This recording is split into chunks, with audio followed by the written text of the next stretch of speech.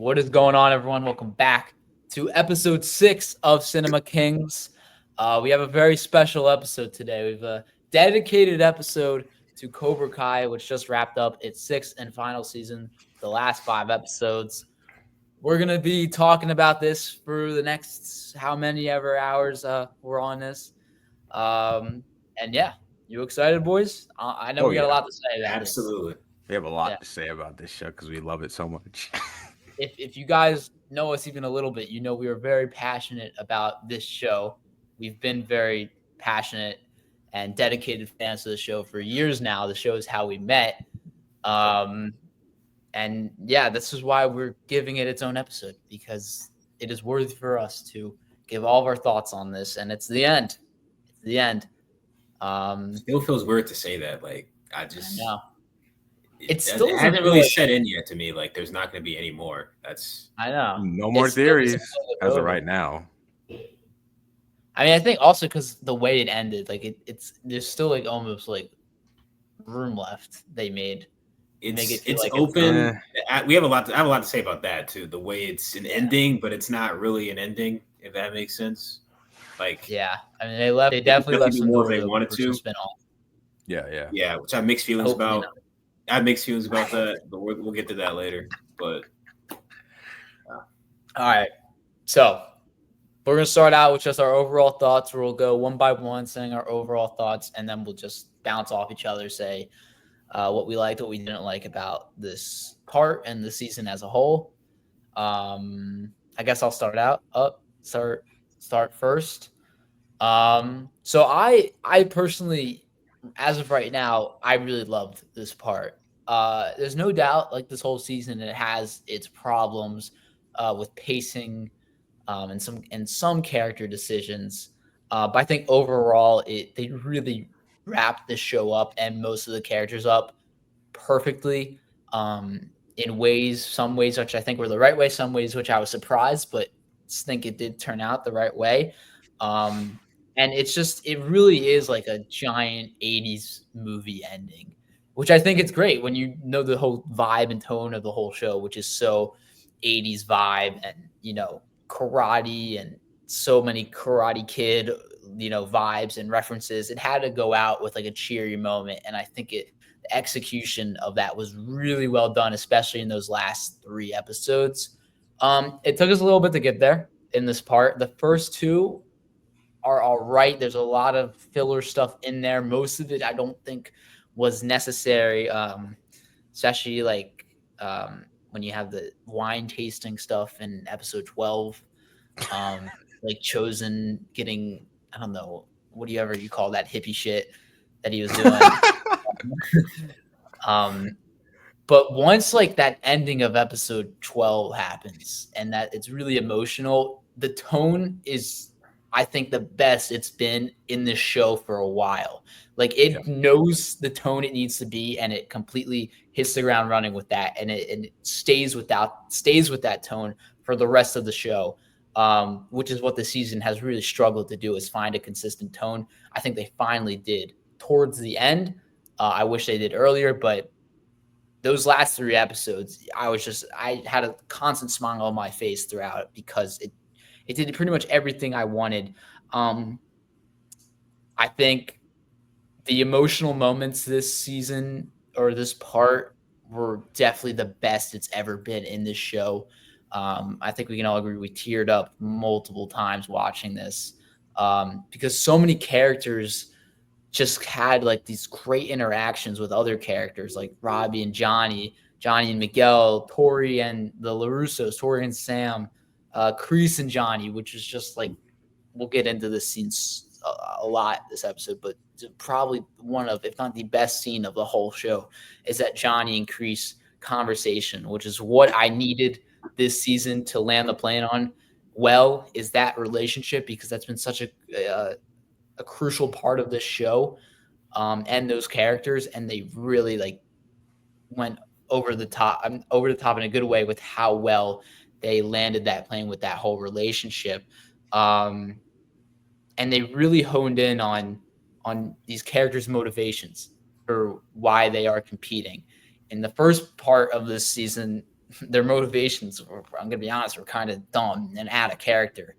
But this season, this part, they finally got the right motivation for each character, and it felt right and earned. I just wish a lot of things we're gonna say is I wish it happened earlier.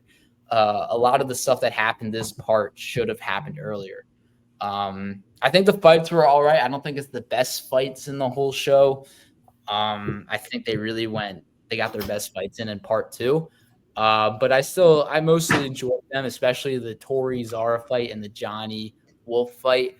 I think those were really well done. I think we'll get into it, but the Miguel Axel fight a little underwhelming for me. Oh, and the Robbie Axel fight was great. But really, it was just the emotional moments this part that were like just perfect, and made you get over the negatives of this part. Um, Comedy's a little off in this part. Not a little, a lot actually. Yeah. But it's really just I can get over it though, just because of how well they landed the. And for the most part, it was perfectly ended. Yeah. I guess I'll go. For me, this was easily the best part out of the three-part structure. It really takes you back to those season one vibes of the show where like it was grounded and they weren't jumbled all over the place. They knew what they wanted to do. They knew what characters they wanted to focus on and who it started with. And the show started with Miguel, Robbie, Sam, Daniel, and Johnny, and Kreese. And obviously, Silver was the final villain, so he kind of had to be the focus a little bit. But like you said, Noah, like with Kreese and Johnny, that was arguably the most important thing going into this season, was to really bring that relationship home and whatever direction that they went with it. And this was obviously, I think we can all agree, the redemption angle was the best, bringing closure to their relationship. That was the best way to go about it. And I think this was Billy's best acting in the entire show with that scene. And I think one of the creators, Hayden or John, said it where it was like he was a kid again in that scene, like he was a teenager. And he pretty much just broke down, and he told Kreese how he felt, because that was the thing. Like Kreese never knew what he did to Johnny in that parking lot. He didn't know how much it impacted him. Because I like how how Johnny said to him, like, you abandoned me. Like after the loss, maybe Johnny doesn't go down that road of just alcohol abuse if Kreese was a better like mentor and sensei to him, if he didn't abandon him. So and you can just see like Kreese's face. He's just like, damn, I really failed this kid. And obviously it took a kid's death for Kreese to realize like what he's done across like the show and in the movies, but it was a very like bittersweet redemption for him, and I think they did really well. I think this was Martin's best acting by far when he's telling. It almost reminded me of Walter White in the last like 2 episodes of Breaking Bad, where he has to like do one last thing, and like he knows he's a bad person. Obviously, the crimes are nowhere near as like Walter, but I love when he's like telling Sensei Kim, like, this is our last time. It's my last time I'm gonna see you. And he goes to Tori's apartment, almost beat for beat the same scene in a way. And she asks him, does it really have to be goodbye? And he's like, yeah, like, because I think Kreese realized that he has to step away and he has to be gone. His time has come to an end. And that's why I think him and Johnny had like the best character arcs by far in part 3. I kind of agree on the fights. They weren't as. I'm a little disappointed with the fights. They could have been more impactful and more dark in a way. Yes, Robbie got his leg broken, but it's mostly to do with the Miguel and actual fight, which I'll touch on later. But I like the Tori and Zara fight. She kind of deserved to get her ass beat. The Daniel Miyagi stuff, it's whatever. I wasn't really a big fan of it this season. I feel like it kind of comes off as they need something for Daniel to do in a way, because in my personal opinion, I feel like Daniel's best season, and they kind of wrapped up his character in season 5. But the kids, I feel like they kind of were a little bit of an afterthought. Miguel, he has like one episode to really be Miguel, and same with Robbie. And Tori's kind of there in a way. Like she didn't really get much to do outside of her fight with Zara. Like they were kind of rushing. You could tell like some of the pacing was kind of off, and they were like trying to get to like the fights. I think I said it to Darius the other night. Like I feel like they were trying to get to the fights a little too much, like too fast. Like the transition where like she's talking to LaRusso's in the dojo, and then like boom, we're already at the fights. It's like damn, okay. But other than that, it's a solid like 8. I enjoyed it. I enjoy it way better than part 1 and part 2. But yeah. Darius, you can go. I'm gonna echo everyone's sentiment so far. I think like as far as like emotional resonance, this is the strongest part, which it kind of needed to be because it's concluding. Not only the story of Johnny and Kreese, which is obviously like the most emotional, the most emotional part of it, but also the stories of so many other characters. And whenever you're trying to book in like a 6-season journey, and even longer than that for some OGs like Kreese, Silver, Daniel, Johnny, who have when Daniel's H3 movies, like you have to be able to cap off and pay out those big emotional arcs. And I think that's the biggest strength of this part. I think the Johnny and Kreese stuff was phenomenal. Like, I think if that stuff is not in here, then not only does this part not work, I think the show would kind of fall apart if they didn't nail it, because that's really the thesis of the whole show is like how the generational trauma that what Kreese went through in Vietnam, how that affected Johnny, which then affected Robbie, and then like affected the entirety of Cobra Kai, like how that generational curse came to be and how you overcome that and reclaim that and make it something that's actually positive. And I think they nailed that like to a T. I don't think there's any way they could have been nailed any better, honestly. That scene where Johnny confronts Kreese is probably the best scene in the entire show. It's definitely Billy's best acting. I think he should be looked at for an Emmy for that, but he probably won't be, unfortunately. But yeah. The fights, I will agree, the fights were a little disappointing to me because they kind of follow the same formula. Like they have this formula where the character's losing and then they get a pep talk and then they unlock another gear and they just put belt to ass. It's just over. Like there's no more tension. They don't take any more hits. There's no like doubt who's gonna win after that point, which is the 80s movie formula. But it's like seeing that 3 straight times was kind of like, okay, can we do something else? Can we change it up a little bit? Can we have some more back and forth, some more attention? Like, I don't know. But should have got his ass whooped first. The choreography for Tori and Zara stood out to me. Like that was Tori's move to end that fight is probably the sickest move anyone's ever done in the show. Mm-hmm. What else? I think Axel's character is a lot more interesting than I expected because after part 2, I was kind of like, I don't know, I wasn't really feeling Axel like that, but that's because they were clearly setting him up to do more with him in this part, and I think what they gave him works. I think they could have went a little further with that. I'll get into that later, but I think he works as a final antagonist. He has like a mirror to Johnny from the first movie, and Wolf was kind of a mirror to Kreese in a way. I like the Daniel Miyagi scene because of Ralph's acting in that scene, because it's kind of his version of Billy's scene, where Ralph sounds like 17-year-old Daniel from the first movie again in that scene. And he's like scared and lost and alone. He feels alone. I just don't like the idea of CGI Miyagi. I know they got permission from his family and stuff, but like I'll never get behind using like CGI to replace a dead actor. It's just it took me out of the scene. I didn't like that scene at all. It took me out of the scene. Like it just I don't know.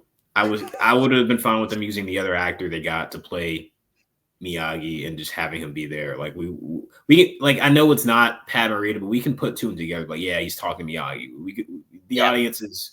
I think you got to trust your audience a little bit there. Yeah, and I agree. Like the tone, that's my biggest problem with season 6 before this is like the tone would waver too much, especially in the same episode. Like there were times where there's one plot in the episode that has one tone, and then another plot has a completely different tone, and you cut back and forth between them, and you just get tonal whiplash. There's not really any of that in this part, except for one thing, and I think we all know what we're talking about. That just felt like, what are we doing? Like this does not feel like it belongs to the show. Yeah, it was very explosive. And I have a few things. There's one character decision that I liked at the time, but the more I sit on it, I'm just like, I don't know about that, but we'll get into that later. But overall, like I love the emotional payoff. I love a lot of the fights. I love where a lot of the characters end up, even if the way we got there was a little bumpy and kind of strange. Yeah, I'm between a 7 and an 8. I don't know which one. I gave it a 7 at first, but I gave it an 8 after rewatching it because I really like the Johnny stuff. And I forgot to say it earlier. I didn't expect to like where they took because I was worried. We all were worried about where they're gonna take Sam. Like, Sam was great in this part. I actually liked her. I thought her character arc was like the best out of the kids by far, in my opinion. I think on that note with the Sam thing, the writing for that was just so strong that they made sense because we were all for like Sam's got to win. She's the daughter of LaRusso.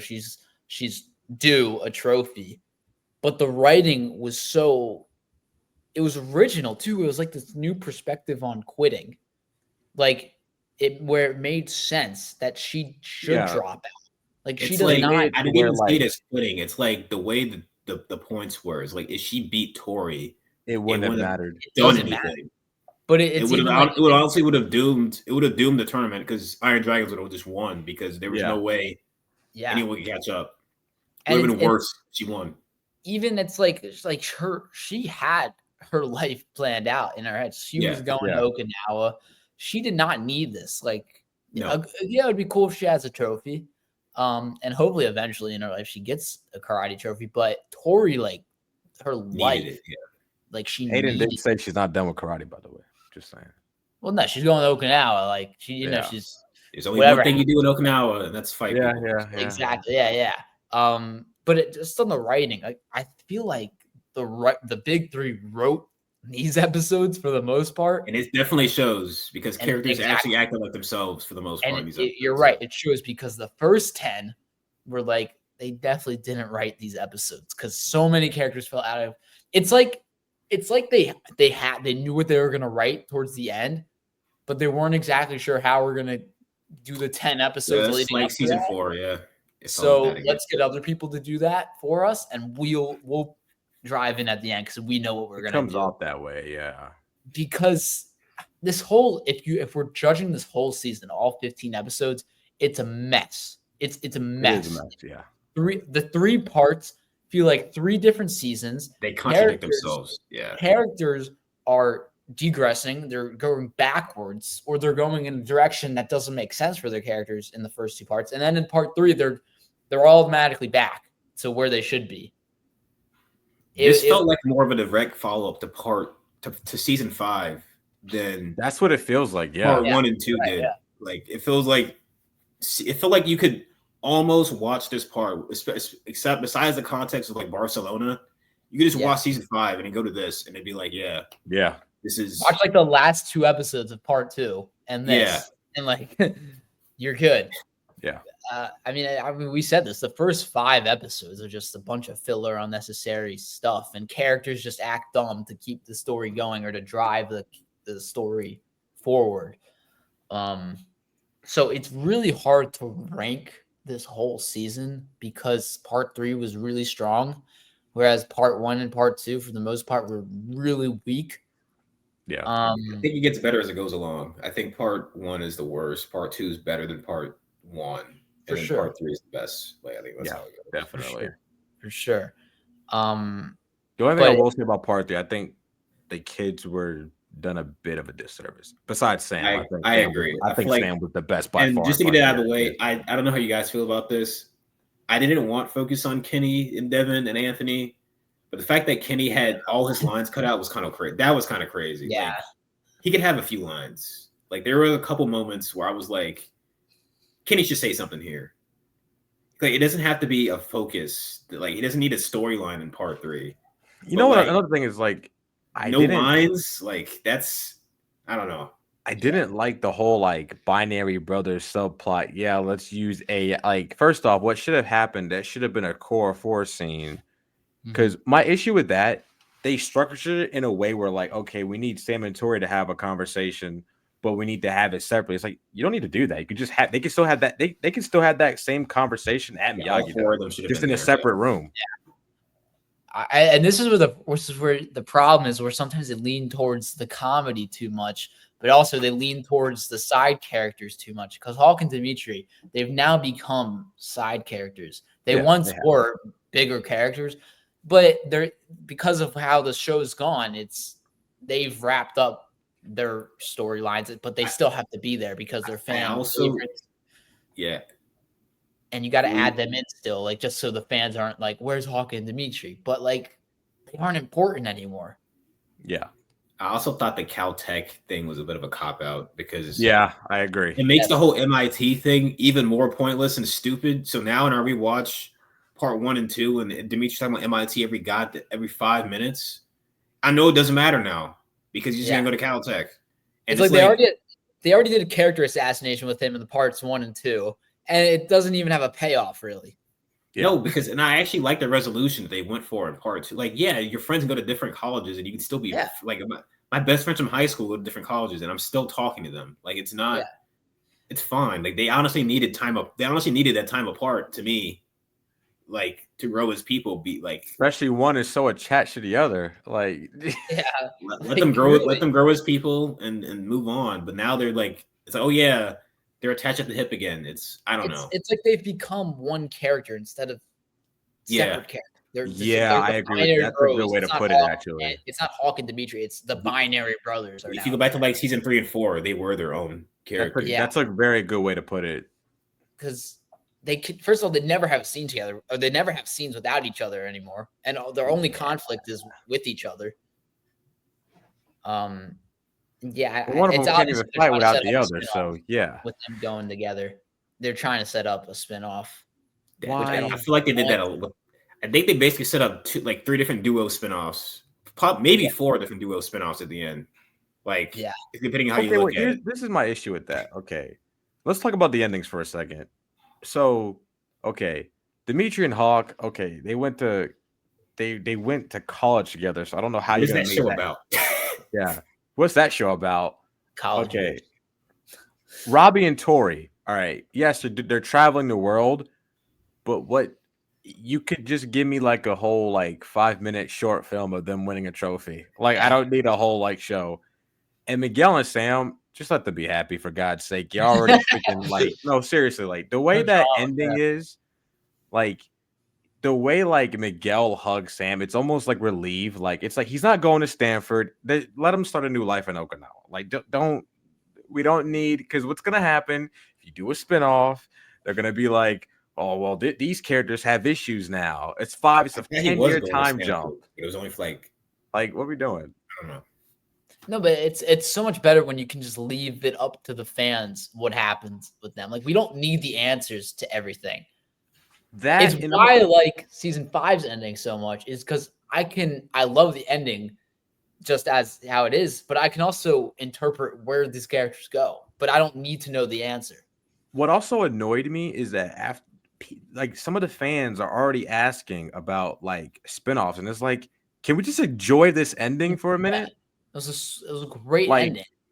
forget, like, fuck spinoffs for a minute. Like, we could talk, you can talk about that later. Okay, let's enjoy this ending. Take it in, yeah. Take it in. Like, oh well, I hope we get spinoffs, man. Fuck that shit It's right now. Like, it's I like that it left it open ended because, like Noah said, like I don't like when shows because if they had done like a flash forward where it's like because like RJ knows what I'm talking about. You know the sports movies or the hood movies. It's really yeah, hood movies that do this. I'm like so and so goes on to do Oh this and yeah, this and this yeah, the and this and credits. this. yeah. Yeah, it's like I mean, okay, I guess if they had done that, I'd be like, okay, that's like they went on to go. So Robbie and Tori went on to win 5 titles in a row, and then Sam and Miguel got into a fight to death in Okinawa, and like all Yeah, this other like stuff what? happened. It'd be Like, can like, we not what the hell? Like, let them be? This, like, listen, seeing Robbie's these kids, the core four specifically, right? Seeing Robbie's face when he's like, wait, I'm gonna get an opportunity to like travel the world and like that, like Tanner's acting Yeah, in that scene is so like raw. It's heartwarming and real. it's raw, like it's good, like his facial acting, like yeah, he's going to he's not gonna come second place. He's gonna in life, he's gonna win at life. Mhm. And then like the same thing with like Sam Miguel. It's like the show has affected the four of them. Miguel almost died. Robbie almost went the freaking shit. Like Robbie almost like completely went to the dark Sam's side. got PTSD. Tori's mom Like, died. Like, let these kids live in peace for God's Yeah, sake. Like we don't we don't need like any more spin-offs. Like like just give I them the love Daniel ending. Daniel got 35 years of peace before his life with the shit again. Like, come on, give him peace. exactly. Give him 35 years and then make your spinoff. No, yeah. but I love Robbie and Tori's ending, and especially Robbie's. Not only just how he has a career now, and how I interpret it is he's going to win all these championships, like even Yeah. more than Miguel has. Yeah. Um, but I love that locker room scene, which with Oh. him and Johnny. Oh, I cry. I bawled during that one, man. I The can't. writing in that was like absolutely perfect. That he has the Miyagi-Do like mentality where like he doesn't need to fight to know like what he has. He doesn't need the trophy to know what he has. And like I love how like throughout the entire show, Johnny learns so much from the kid. Like Yes. it's not Yeah.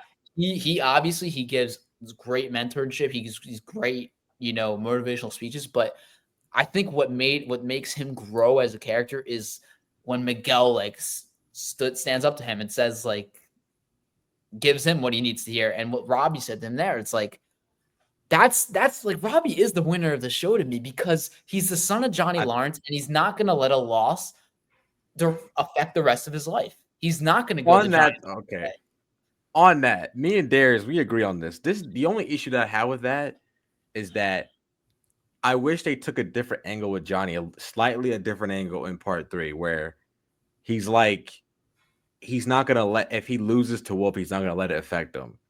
Yeah, I really wish, because my problem with it is that Johnny can't move. He still can't move on from that Daniel loss. He still can't. It's still like, even after like all this stuff is happening in his life, he still can't do it. Because like in part 3, he's like he keeps on thinking about it, and like when anytime somebody mentions it, he still is like, oh, the Russos. Like it's like a little bit, like there's still a little bit of like, I can't move on from that. And yeah. but I do agree, like with the Robbie angle, like he's not gonna let that affect him. Because I do agree, across I the show, agree he's the as best kid well. I just character. have my problem with it is like that. First off, I think he already learned that lesson in season 1, and then again in season 4. And it's like I don't know if we needed to hear it a third time. Like Oh, with Robbie or Robbie Johnny? never really let the losses.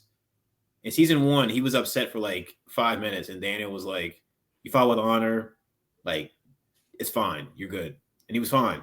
And in season 4, he was like, he didn't really care that he lost to Eli. He never really brings it up again, Yeah, and he's just like, "Yeah, I feel bad because Kenny is going on the wrong path, and that's on me," and that's what he tells Johnny. I think I most. No, go ahead. My fault. just feel like it was a little repetitive, and then I agree with the whole Miyagi-Do thing about not like letting trophies define you. That's 100% correct, and I like that Robbie and Sam realize that at kind of at the same time. But his payoff, the arc that they gave him, is that he's going to compete in tournaments to win trophies for money, which is like feels like a little bit of a contradiction to me. I I agree to an extent. I think it's more so the fact that he has, if he didn't have all these people in his corner, and it's supposed to parallel Johnny and Karate Kid 1 a little bit. Johnny Yeah, didn't, he had his mother, of course, but he didn't have anybody in his corner. So Yeah. yeah, like I think with Robbie, it's more so I can forgive it because Robbie he has Tori, he's got Daniel, he's got Johnny. He has, because it's like what he says, like karate's giving me like, my girlfriend, my dad. And I do get what you're saying though. I can forgive it because of what they did with that, where it's like he has people in his corner. Because that's the thing. Like I think Johnny even told Wolf that he's like, well, I may lose, but I got all these people in my corner. Like, it. I do understand where you're coming from though, because like I mean, I get what you're saying too. Like, you definitely raised really good points that I even think of, like season 1 4. He did kind of learn that lesson, but I think like he learned it to an extent, but he still always had, and like his motivation in part 1 was second place. Like he wants to get out of that spot. And I think throughout this season he was really put through the ringer, and that's what made him realize. But now he finally has people to fall back on to give him the advice more than what he started with. So I don't know. I still really like it because I think like in part 1 or in season 1 and 4, when he realized that wasn't even like his main focus though. Like in 4, he had the Kenny thing he was worried about and going back with his dad and just the whole fact that he was on Cobra Kai. But now he's like, he's gone through so much but look what he's come out with. And I he think definitely also, had the best character arc across the kids. Like he did. yeah, and yeah, I think with him going to like compete again, it's like, it's still what Johnny would have done if Kreese was there for him in that loss. Johnny yeah. would have gone on Kreese to even fight. said that Like, he I was tell like, you. you could have been a world champion if I didn't mess up your Yeah. like. And that's in the Arjun, when you said like how Johnny, he could always bring up the Larusos and the crane kick. What I liked what this part did is, in that conversation with Johnny Kreese, they brought up that it wasn't that kick that made Johnny's life For spiral. sure. Yeah. But Yeah, it Kreese was what happened after that. Yeah. responded Yeah, to Yeah. For that. sure. Kreese was For there sure. for him. He would have, who knows? He would It's have just fought those. more. It's just I only bring up like the whole thing where Johnny can't let it go because when they bring up those little nuggets, he still can't let that loss go. He's still like it's the Yeah, competitive but it's nature in him though. because of Yeah. Kreese. Which is For sure. No, like, for no one sure. was Yeah. there for him for that loss. No one If was there to Kreese, tell you. I definitely No one if was there to Kreese was tell him there he's for not him, a yeah. loser. So Yeah. like, I think it's honest, it's annoying to an extent, but it's also, I think, very realistic. You grew up with people calling Definitely. you a Definitely. loser. You didn't have anyone to like. We don't know Oh, how speaking of, close. we found out what the Applebee's thing was about because the dude called him a loser, Yeah, which that makes sense why he flipped out Yeah. like that because like that word, Yeah. like that's how Johnny thinks of himself, or at least he thought of himself before, like meeting Miguel and Carmen and everything, and yeah. then learning with Daniel, like all that stuff. He thought of himself as a loser because that's what Kreese called him in the parking lot. It's like you lost, you're a loser. And Like that's. those words stuck with him for the rest for Life. a good chunk of his life and stuff. I guess like just because you lose doesn't make you like a loser. I get that's like No, the whole thing. It's like how Robbie takes it. No, it's what you have. A trophy's one thing, but it's how you react. I guess my whole thing is like it just it resonates. It's just unsatisfying to watch to me. Like I think of it like this. Imagine if like in Karate Kid 1, right? When Daniel was about to go out to fight Johnny, like Bobby just hurt his leg. Daniel's about to go out to fight, or he just doesn't, because in Karate Kid 1, Miyagi literally told Daniel, like, yeah, you don't have to win. You just have to fight well enough to keep Cobra Kai off your back. Like you beat 90% of them, that should be good enough. Like that would have been technically true if the movie ended like that, Mhm. and it would have been meaningful. But I don't know, like that just wouldn't be satisfying to watch. Like for me, this franchise is like about like overcoming that adversity and stuff like. I just don't. Yeah.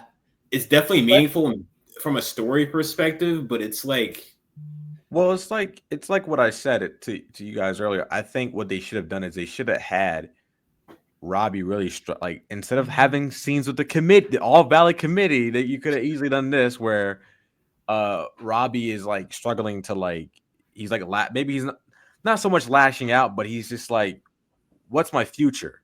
Like maybe he's having a conversation with Johnny or Daniel or even Miguel, where he's having a heart to heart. He's like, what future do I have and stuff like that.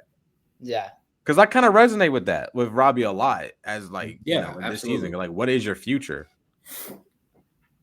And it is what he's best at. His future is karate.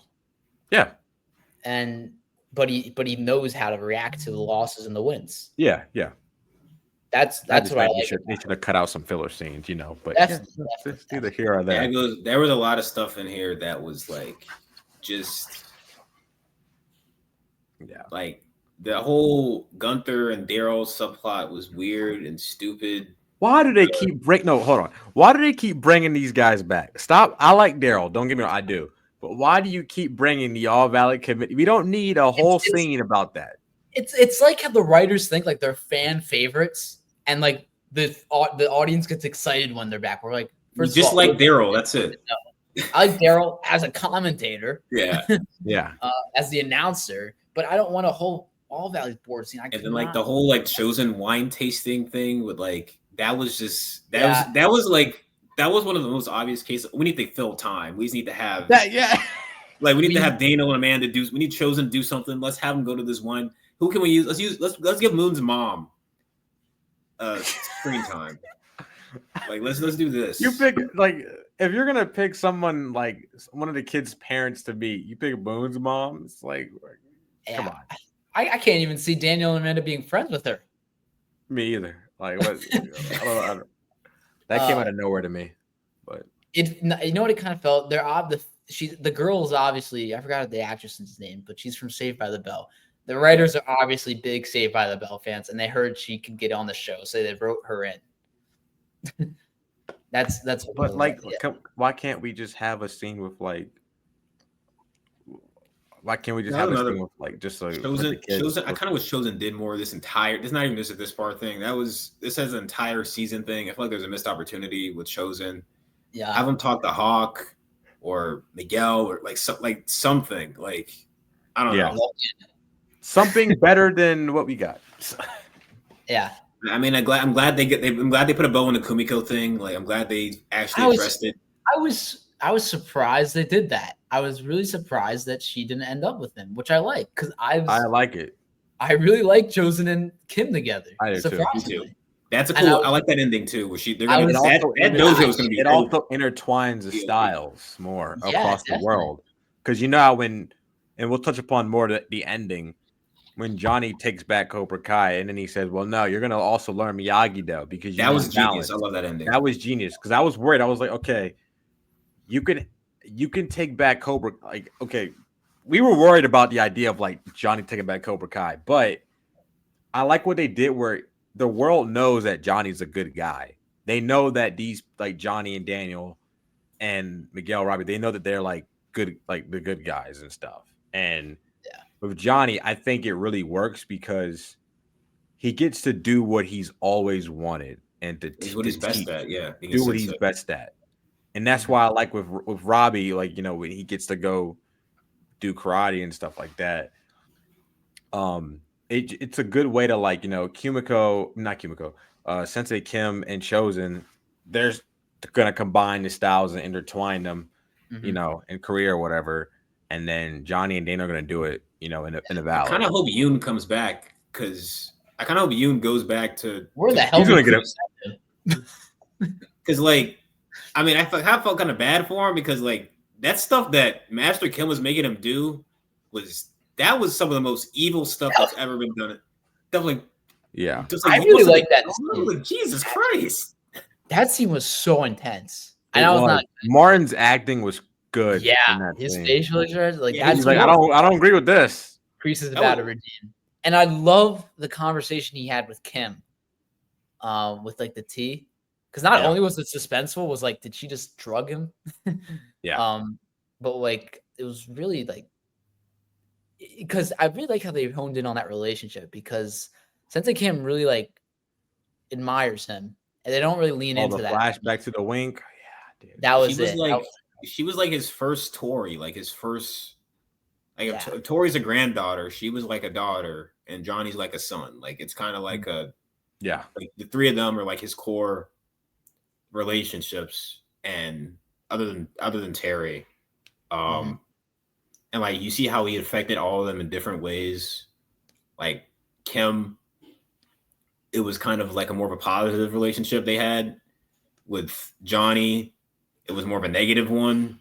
Yeah. And with Tori, it's a bit of both. Like there's a lot of good there, but he did cause her a lot of problems and a lot of pain. I think it's like with Kim, he was like an older brother. With Johnny, he was like a father. Tori was like a grandfather. Yeah, that's a good way of putting it.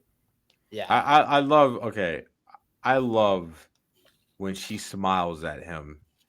At That was great. Yeah, at the Tori Old smiled Valley at when him. he does this. I freaking almost teared up, man. Let's talk about the ending of 13. I think like the best 5 minutes of Cobra Kai. Thunderstruck. You have the Johnny Kreese conversation, which is just beautiful, and then you have the most epic moment of the show. Thunderstruck. Playing, and they walk out of the tunnel with the original Cobra Kai gis on, and the cherry on top is Johnny bowing the Kreese. Perfect. I love when Miguel looks at Axel. He's like, "Come "What the hell?" Silver and Wolf are like, "What the hell?"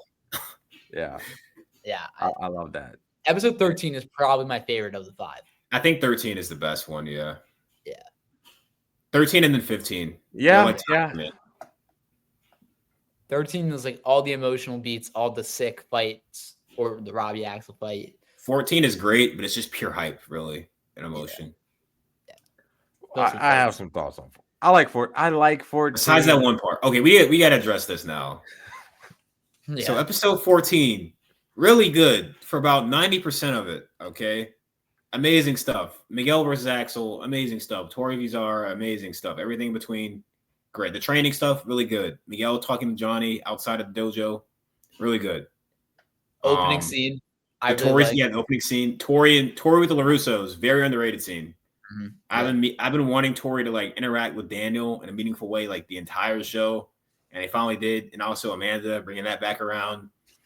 Yeah, and like Tori is so caught off guard by people just showing her kindness. Like that goes to show like how much of a tough life she's had. She's not used to people just doing something for, not expecting anything in return, just because like, no, you deserve it. Like we're just doing it because it's the right thing to do. And I love how she like expressed that, because it is a big thing that LaRusso's did for her. Like Sam forgave her for all the stuff that Tori did to her. Amanda forgave her for all the stuff she did to her daughter, breaking into her house. Daniel, same thing. Let her back into Miyagi-Do, is helping her train now. Like I love that Tori like acknowledged that, because Tori from 3 seasons ago wouldn't have even taken her help. She'd be like, I don't need you. I can do this myself. Mm-hmm. And she would have lost because she needed Miyagi-Do to win. Yeah, I love that scene for everyone involved, because it also shows how far Sam has come. Because I don't think Sam from a couple seasons ago would have let the grudge go to begin with.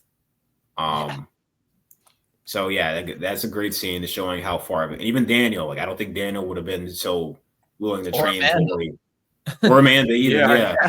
Pre-season 4. Yeah. Yeah, I love that scene. But that was can we talk? Let's talk about it. 14. Oh boy. Man. So like I feel like we gotta talk about the other thing. There were rumors going around that something else was gonna happen, that something even dumber was gonna happen. Thank God that didn't happen. Thank God that didn't happen. Explosion at the All Valley. Thank God. That Terry was gonna bomb the All Valley, which I can see where that might have come from, because this is kind of similar to that, just not quite as insane, but it's pretty close. Like, how do you guys feel about this? Okay. We're talking First about the off, Kreese Silver boat fight explosion. Yes. first off, that fight was like two unks, two unks and two grandpas just fighting over who gets the girl at the park. Like that's what that was. And you could tell. First off, I get it. Martin cannot. He's old. He can't. Physically fight. But you could just tell with those stunt doubles. But that's whatever. That's just a little nitpick. But Kreese and Silver are Cobra Kai. They are the show's title. They literally are the founders of it. They deserve to go out like geez, not like that. That was not a good like. I would have rather you killed off Silver with his terminal illness than do that. Okay, like me personally, I feel like with Silver, I would have done it like this. I would have had it to where like he dies like after like Johnny, like after the Johnny win and stuff, and like he's losing everything, and then like he just like falls to the ground or something like that, like very dramatic. Kidnapped Carmen and the baby, like what he said. Yeah, that was another thing. He planned to. That was crazy.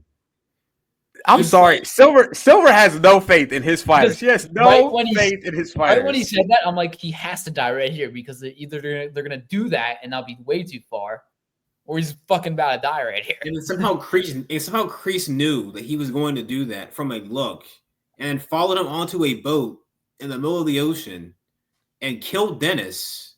And then I can see how he thought Silver was gonna do something because he was talking to the baby. But why would Silver do that if Wolf had like a 90% chance of beating Johnny? Silver has no faith in his fighters. That's in character though, because he actually didn't have faith. Makes sense because last time he had faith, Mike lost to Daniel, and no, it's just funny how if you go back and watch Silver's reaction to like Axel, he's like this.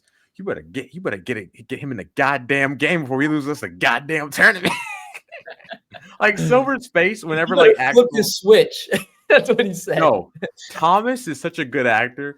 You know how when Axel is like, I can beat him, Sensei, and then like he's like, do this. Silver's like, yes.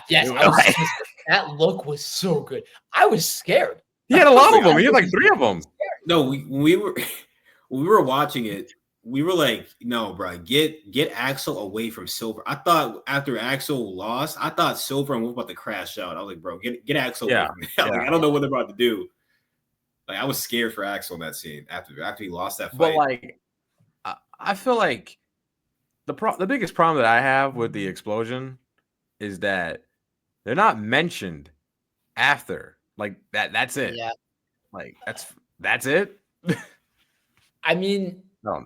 Here's what I say. I like the idea of them both dying at the same time, not necessarily on a boat. Not what I would have done. Because I think like once you have Silver, like what I just said, once you have Silver say something like that threat, he's got to die right there because this cannot happen. And I like that Kreese was the one because we were all saying it'd be so cheesy if Kreese goes out when saving Johnny from Silver. Yeah, I'm glad they didn't do that. Silver's about to stab Johnny, but Kreese jumps in, and that would be so basic and cheesy. So I'm glad they didn't do that. I like the idea that he indirectly saved Johnny and his family, and I like the idea that Johnny never knows about it. Like Kreese just does it because he loves Johnny. I love that idea. But to blow them up is it's such a out of place idea. This is Michael Bay, Kreese and Silver, and like the way it happens, like Kreese throws the cigarette, like what the like. I hate to compare it to this, but when Silver went out on that deck and saw Kreese, I was like, I said this. This is Outer Banks. This is Outer Banks. It is. It's literally what Sarah and Rafe's dad does. Yeah. Like he thinks like that's literally what he does. It was Outer Banks. It was. I hate to say it, and with an explosion. Like that was Outer Banks. Yeah. I don't know how they would have done it. I think I am on board with the idea that Kreese doesn't see Johnny and Tori win. People are complaining like, oh, I wish Kreese got to see him win. In my head, Kreese does not deserve to get to see that. He's had his redemption. My issue with that is that he's already there. Is okay, Johnny, fine, whatever, but like you can't have him at the fight. Like he was there when because they said like he even said like I saw you talking to Johnny after the fight. It's like you can't just have him there and him not react to like Tori winning. Yeah, that was weird. You're right because Tori won. You're right that because Tori won before he died. So you're right. They should have showed him. Like that's my issue. Like it's like right. If you didn't have him there, I would kind of agree with you. But it's like he was there. He saw her win. Yeah, they should have showed that. You're right. Because I was thinking they both. What do you guys think? I don't know. Because I agree with Noah. Like once you have the only way to fix this is to have Silver not threaten to kidnap Carmen and the baby because like once that happens, Silver has to die because you can't have that happen. Like Silver kidnapping Carmen and the baby would be the most ridiculous thing that's ever happened in the show. Like that would have been awful. They shouldn't have wrote that in there. They should have cut that out. But I think Terry's at a point where I think if he had law, I think he wouldn't let it go. That's where I think justification. I don't think they should have done this, but I'm trying to think of other things. Maybe have Kreese kill Terry and then turn himself into the cops like willingly. Like I would spend the rest of his life in the cage again in prison. I don't know. He volunteers to go back into the cage. I don't know the execution, but like let's say somehow Kreese kills Silver on that boat somehow, and not in an explosive way, but Silver stabbed Kreese somewhere, and he's gonna bleed out and die. That works too, yeah. And I think of the line in season 4 when he first gets Silver back, and he's like, "Men like us don't go off into the sunset." And he's looking off into the sunset while he's bleeding out. That's a good one. Yeah, that's really what I would have done. Yeah, because I just don't know how. I just can't buy though that Kreese could beat Silver in a fight and kill him, let alone. But also, I think you could have maybe done a parallel to the pit. One of my friends said this to me: the pit in the Vietnam flashbacks, where they fought over a pit of some sort. Just to parallel that would have been cool. I think if when you put them on a boat in the middle of the ocean, you're setting yourself up for failure. Here's what I would do. I like that idea a lot. Here's what I'll have. I'll have Kreese beat. So I'll have Silver beating Kreese's ass, like as he usually does. I mean, Silver's beating, and then you remember the line from Karate Kid 3. It's a minor line, but where is Terry's introduction where Kreese coming to the mansion. Terry's like sparring or whatever. And he says, "You're telegraphing that kick." I'd have brought that back. He telegraphs a kick. Yeah. Just like Johnny does. Kreese sweeps his leg, has him on the ground, kills him. I would have had the fight at the house, at Silver's house. Yeah. Maybe he sweeps his leg and Terry fucking hits his head on the side of the fucking table. Because you want to know why they brought up the yacht stuff? Dead. Huh? The only reason why they had the yacht stuff is like they imply that in part 2 that when Silver's like he lost all that, he only has the yacht left. Lucky the yacht left, yeah. Yeah, I would have kept the house. I would have had it to where Kreese, he goes to Silver's a mansion and they duke it out there. Like you said, Darius, they bring it back to Karate Kid 3 where he goes. But Silver's also, I don't think he has any of the mansions anymore. I think he said he sold them, yeah. But he's got to be staying somewhere. He's got to be he's living on the boat. Yeah, that's a possibility. Yeah, I wish they cut out the whole you're lucky to have the yachts left because you knew they were doing something. Yeah. Setting something up. Yeah, it's like, oh, come on. I think I like the idea of them going out together and Kreese indirectly saving Johnny, but just not like that. It's just cartoonish. Like the excuse. It was very cartoonish, yeah. It felt like the whole no mercy part where you're like, no, oh god. That was they said that was the last thing they filmed the whole show and they were rushed. They were rushed to get that done. Oh my god. You can tell. I can tell by the choreography wasn't great. Wait, they filmed that. They filmed that last. They said it was the Daniel and Johnny montage. No, they said the boat was the last thing they shot the whole show. Oh wow, okay. And they were rushed. They were they had an hour and like a half to film the dialogue and the fight. Damn. And I think the B-roll for it. So damn, you could tell it was rushed when you watch it. Oh, the fight was rushed. Yeah. Because like it pans out and like the stunt double, like a Kreese is like, Yeah. yeah. Yeah. And yeah, it is a little weird that there's no mention of. I mean, Kreese, but like, At least Silver, because Silver's like rich and notable. At least, yeah, because there's no way of really knowing like if Kreese's body blew up that he was on that boat with them. Considering they faked his death, yes. Yeah, so they could just say Kreese went off in the shadows and he's lurking wherever. Okay. With the creators I've had recently with the Q&A and whatever, do you guys think that Kreese is dead? I think he's dead. You can't if they pull some shit says he's dead. Hayden's the only one that says I think here's the thing. I don't think it matters because like Kreese will never show up in Johnny's or Tori's life again out of respect for them anyways. And he won't be doing anything. But I think he's dead. Yeah, he's dead. I don't know how you can survive that. Like people say he jumped out, but it's like so. No, he didn't. He's not fast enough. He couldn't. He's too slow to. He's not agile or fast enough to do that. And like an old man's gonna swim the shore. Like get out of here. He's gonna. Also, nah, bro. Was holding him down. Yeah. Like, what? They're both dead. They're both. Also, dead. Do you think there's like people working on that boat that's got? Yeah. Did they just kill innocent people or people that work for Silver? Like who's driving that boat? Poor guy.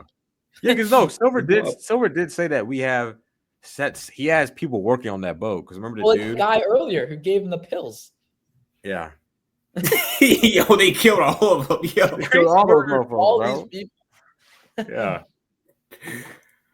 Yeah, that was like, and it just felt out of place in the episode too because, like, triumphant moment for Miguel and Tori, and then oh yeah, Johnny's got to fight now.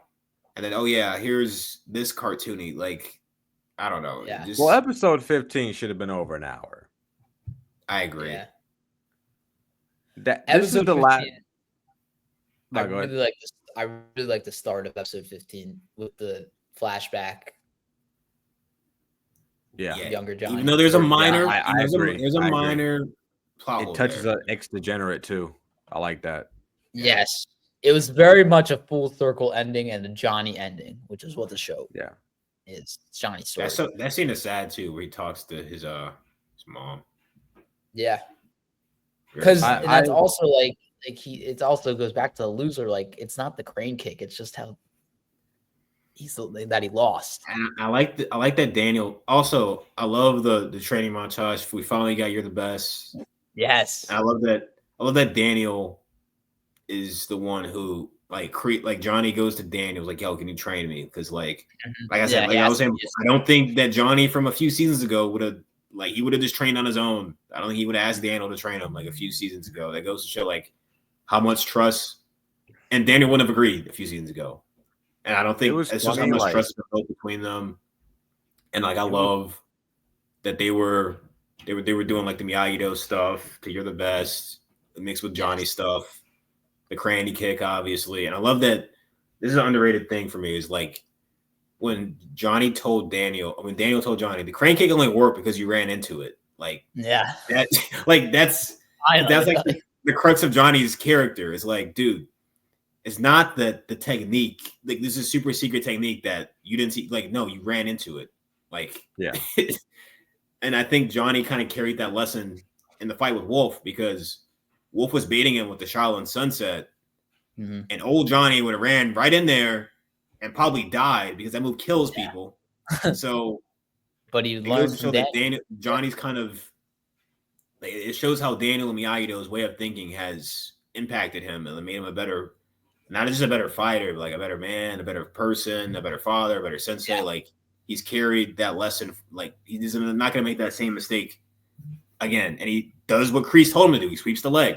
Yeah. And I love how like Daniel turned into Kreese there. Like Kreese was there in spirit. He was. Yeah, Daniel. He needed that.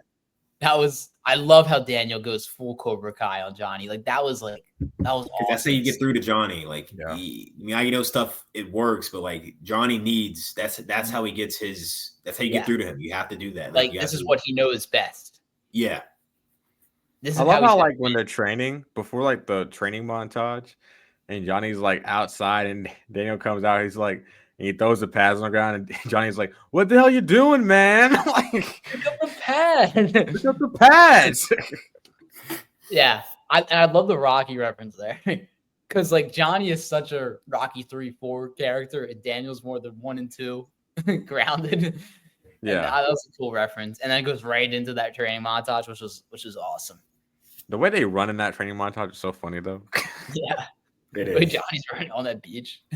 He gets the bottle. He's like, Oh, yeah. Do you guys wish that Miguel and Robbie, like during Johnny and Wolf's fight, that they like had a moment where they kind of encouraged Johnny a little bit more? Like, or do you think that it was well executed? That was really just Daniel. Oh, that just reminded me of something that we didn't talk about that I want to bring up really quick because I think it's the best line of the part is when Tori's fighting Zara and Robbie says "I love you," which is it was cheesy. Yes, the way he delivers that. But then when he says "and no fucking mercy" and the way he delivers that, bro, is so cool. Cold. That was amazing. Get it, Tanner. There was a few cold moments that Robbie had. That, and then when at the end when he kicks Axel and he smirks at him, I love that. That's dude. That was it. Reminded me of season 3 where he smirks on the ground. Yes, that was great. But the no fucking mercy. That delivery. I love they that used the F-bomb so well in the show. Yes, this part they killed the F-bomb. No, but he said it. It didn't sound like Robbie when he said it. It sounded like Tanner. He's like, "No fucking mercy." It was awesome.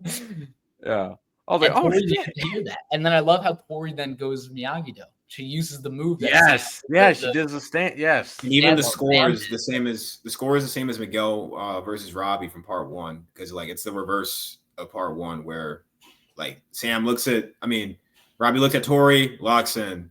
Yeah, like Sam, Tori has that. Like that, she has Robbie there, locks in. It doesn't. They don't get hit enough. They get the rest of the fight. Because I'm so glad they didn't go like the route they were going with every other character, where she gets the motivational speech and now she's locked in. Nah, she just gets the Robbie, and no fucking mercy. That's all she needed to hear. No fucking mercy. And also, you can't have Johnny give her that speech. I won't buy that. They're not close at all. Yeah, I love how like she asked after she kissed Robbie. She's like, "Is that it?" And he's like, "And no fucking mercy." Bro, it's so funny. The way Johnny looks at Daniel. Yeah, he's like, and then Sam's just smiling. Johnny's like, "You trying to be next?" No, and Miguel in the background, he's like, "Yeah." Miguel's like, "That's my bro. That's my boy right there." He got in there fast as hell with them crutches though. He did. He was running out of the tunnel. Wait, how do you get down there that fast? Yeah, this man mastered the crutches. He's like, how do you get up there to that like freaking podium? He was like some raised podium. Did he jump? Like, Dad, do you mind if I say something? I love how he just. I like how he just stayed up there after like Tori's fight and when Miguel's fight. Yeah, I like that. The three of them on the sideline was cool together. I love that. The family, yeah. And we'll get back. We didn't really talk about the Miguel Axel fight either in depth. I have some issues with that fight. For one, okay, I'm just come out and say it. Listen, I love Miguel. We all love Miggy, but I feel like this show makes him invincible a lot at times. And one of my biggest problems with part 2 is that during the tournament, he was like the only one, besides like the brawl, like everybody got to shine during the brawl, but he didn't. During like, yeah, he didn't. Yeah, that was the only time when he was getting his ass whooped. But certain things had like happened, like certain characters like Sam, Robbie, Dimitri, Eli, they all like freaking got their ass kicked on like the podium part. And then Miguel just goes Goku mode and he just like, it was great for Miguel, but I just feel like across the show is afraid to like, they don't really show Miguel getting his ass fucking handed to him. Like, I don't know if you guys agree, but like, it's just like, especially when you fight a guy like Axel. But before I even get to that, like season 4, for example, I kind of wish they had Hulk just beat him. It would have made Hawks. It would have made Hawks' victory, like, because like when Kenny said it in season 5, he's like, "Oh, you only won it because Diaz got hurt." It's like, Yeah. I don't want to say it, but like, in a way, he's kind of right, but still won. But it would have made Hawks like victory, like, yeah, like Hawk just beat like the 2 guys that are quote unquote better than him, and Miguel gets injured, and then he was already unbalanced anyway, so why not just have him lose the Hawk? Like, why you gotta injure his back if he's gonna be standing up straight in the next episode? Yeah, he's fine. Shove some freaking muscle cream on that back and he's fine. But with Axel, okay. When Robbie fought Axel in part 2, that dude made blood come out of that dude's face, like out of his mouth. Like he punched him so hard, gave him like a 3-piece, one on the freaking tossed him around. Tossed him around. With Miguel, like there was one point where he grabbed Axel, and it's just like I'm not like, obviously Miguel was gonna win, but it's just when he fought, like he lost round 2, and literally he got dazed. He's like, Sensei, I thought I had him. It's like, motherfucker, you're fine. You lost one. You're like it just like, and then in round 3, he just completely obliterates him. Like round 1, he beat him. Round 2, gets dazed, and he has a pep talk with Johnny, and then round 3, just completely obliterate him. Like Axel, like he didn't, like that fight was like Mayweather and freaking not Pacquiao. What's that dude's name? Darius, that he fought a second time, and Maidana. That's what it felt like to me. It was like the second time they fought, like Mayweather, like he won like handily. Like that's what it was, and I just felt like that fight should have. I wanted to like fear for Miguel's like well-being in that fight, because he, like round 2, everybody's like Carmen can't look. I'm like, he's fine. Like he just got like a little dazed. Like what? Like he's been hit harder than that. I feel like in other fights, he's been knocked off a bench. Yeah, like it's he got kicked through a door in season 5. Like I wanted, like, I'm not saying that I wanted like Miguel to get like just destroyed, like, but what I was kind of hoping for is like, Miguel's like really, really struggling. Like what I like what they did with like the 3rd round, but like you gotta like, I wanted to build up to that. It's almost like, well, yeah, we knew this was gonna happen, because like the way they filmed it and they wrote it, it's like round 1, he's giving Axel the business. Round 2, he gets freaking his ass whooped, and then round 3 is like boom, boom, like it's done. Like he whooped his ass. Like I wanted like round 1 to be more even. Like you could be like have it even. They're filling each other out. Round 2, it's Axel clearly wins, like he destroys him, and then round 3, like Miguel makes an epic comeback and he wins. Like I kind of wanted them to do that, and it would have been more emotional if they with the flashbacks and stuff, and have like there was no emotion in that fight to me. Like have them like look at Carmen or Sam in the crowd, and like or like he just looks at freaking his baby sister. Like I just wanted more, like just more of that, like that it factor. Like I want like Miguel like fall to the ground after he won. Like Jesus, I freaking won. Like they filmed it in a way where like he fought like that was the hardest fight of his life. And I just didn't think it didn't feel like it. It didn't feel like that. Like he's like crying, and he's like, oh, like he's channeling his inner fucking Rocky, and he's just like, oh. I'm like, motherfucker, you lost one round. You're fine. Like I don't know. That's just me. I don't know how if you guys agree, but that's just kind of how I felt with it. I agree to an extent. I don't dislike it as much, because I think like this show, the power scale just determines on who's in the better mindset, and Miguel, who's ever in the better mindset's going to win the fight. And Axel just was like in a place where he hates his sensei and he doesn't want to win for him. And Miguel was like, he wants to win for himself. He wants to win for Johnny. He wants to win for his family. His for Robbie. So obviously, it was so obvious he was going to win. So I kind of like that he dominated him a little bit, and that they didn't make it like they didn't really make it like that. Axel had the higher ground on him because we all knew he was going to win. For sure. It's just, I just wish, like, from what they've given us in the past seasons, it's like, how do you not come out of that fight with no facial marks? Yeah, like, no, I agree. You're fucking, like, it's just like. I agree too, because to me, I'm comparing it to final, like, Karate Kid fights. I know it's not the final fight, because that's why the reason I think it was like this, because they want to overshadow the Johnny and Wolf fight, which will come after this, because that's the real final fight. That's kind of why. That's another reason. Like, Miguel and Tori's wins didn't really feel as big as they should have. Like, they're here to lift the trophies up. Oh yeah, we're still tied. It's Johnny's turn.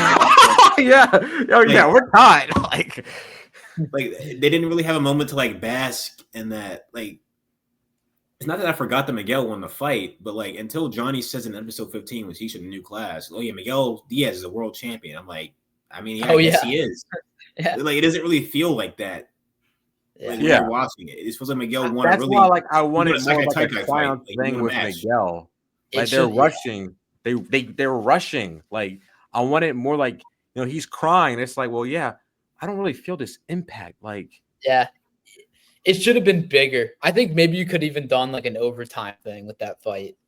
I would have, because why is Robbie and Eli a more epic fight than Miguel and Axel? Like, why is that? Like, yeah, but the difference is, like, because with Robbie and Eli, you really didn't know who was gonna win. With Miguel and Axel, you know it was gonna be Miguel. I'm sorry, it just really annoys me how, like, he in round 2, Axel does a front flip kick. It, like, drops Miguel. Like, he does hit he hits the floor a little hard.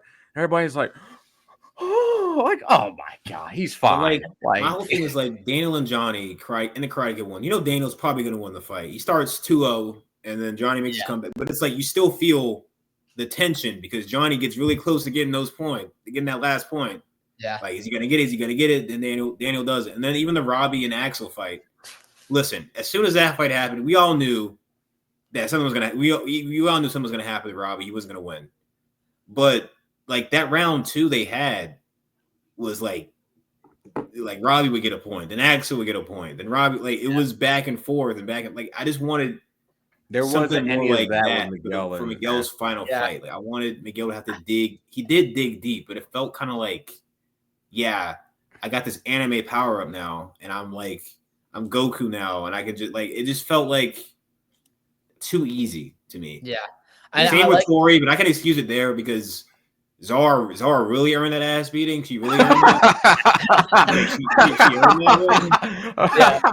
She had that coming for a minute. You can say Axel did too for what he did to Robbie, but like Zara needed the humbling a little bit more than Axel did.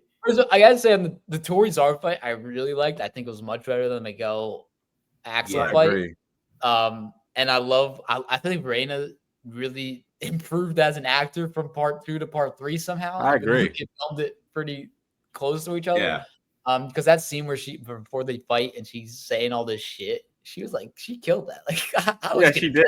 She did. Like, even like the way she looks at Tori and Robbie when they kiss, she's like, oh yeah, she's like. And then I love how Tori ends it with her teeth knocked out on the floor and welcome to the Valley. Bitch. She knocked her ass out, bro. And I like the moment with Miguel where Johnny gives him the headband. That was awesome. That was sick. That was awesome. Sick. And the flashbacks were great. I love the flashbacks. He said, I like how he's like, I had him. And he's like, yeah, you did have him. And then he had you. I'll fight them. That's how fights go. He's like, put this headband down. And he gives him I love Axel's choice. I love that Axel had the chance to really end Miguel's probably maybe make Miguel never able to walk again if he had done that. Like, that would have been that was really dark. That, like, they told him to do that. Yeah. And he chose not to, because, like, I like that. This is why I like Axel's character. This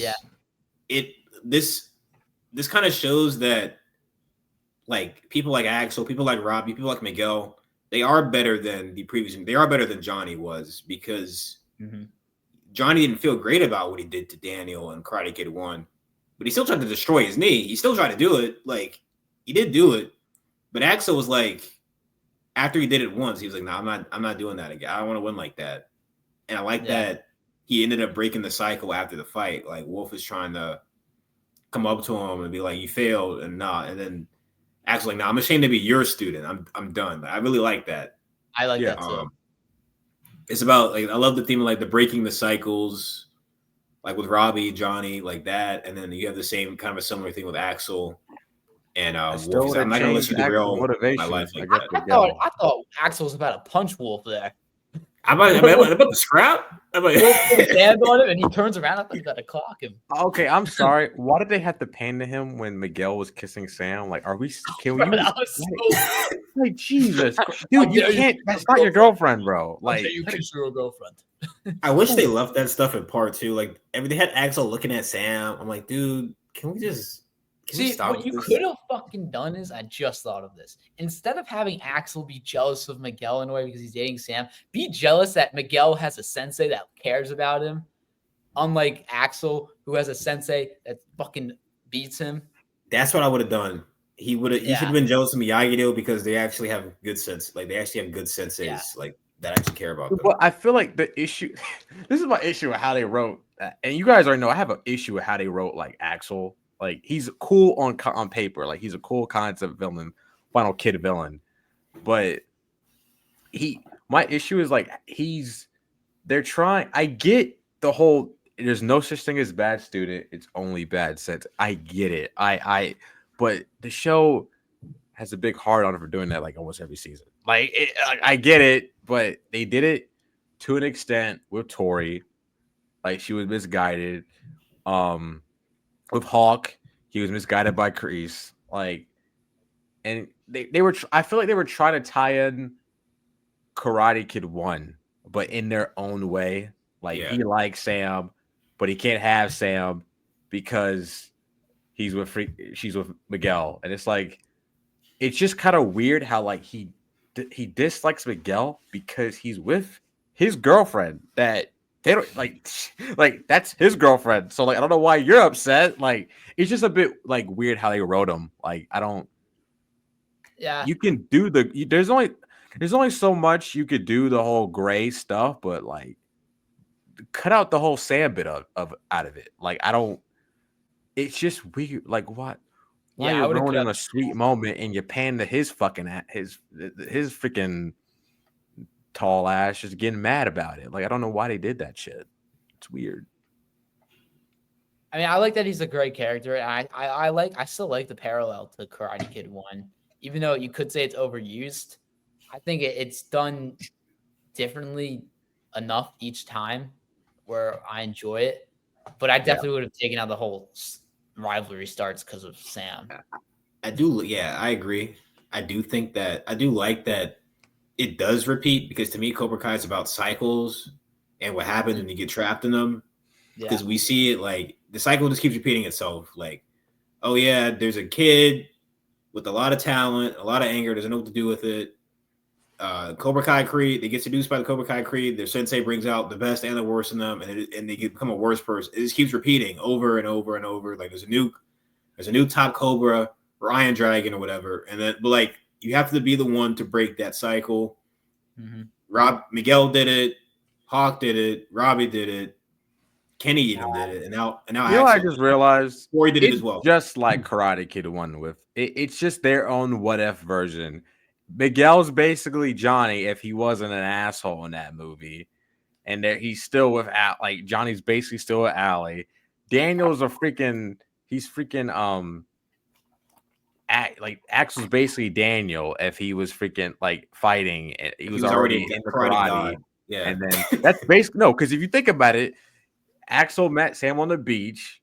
Yeah, Miguel was in he's in Cobra Kai in part 3. That's my issue with it. The more you think about it, the more they're trying to do their own way and tying Karate Kid 1 to it. It's just the difference is he's not the underdog. Yeah, he's the favorite. It's switched. Yeah. And that's my issue. It's like, no, let's just cut it. Like, don't make it about. Don't try to parallel it to Karate Kid 1. You did that across the show. I know we had this discussion before. Do you think?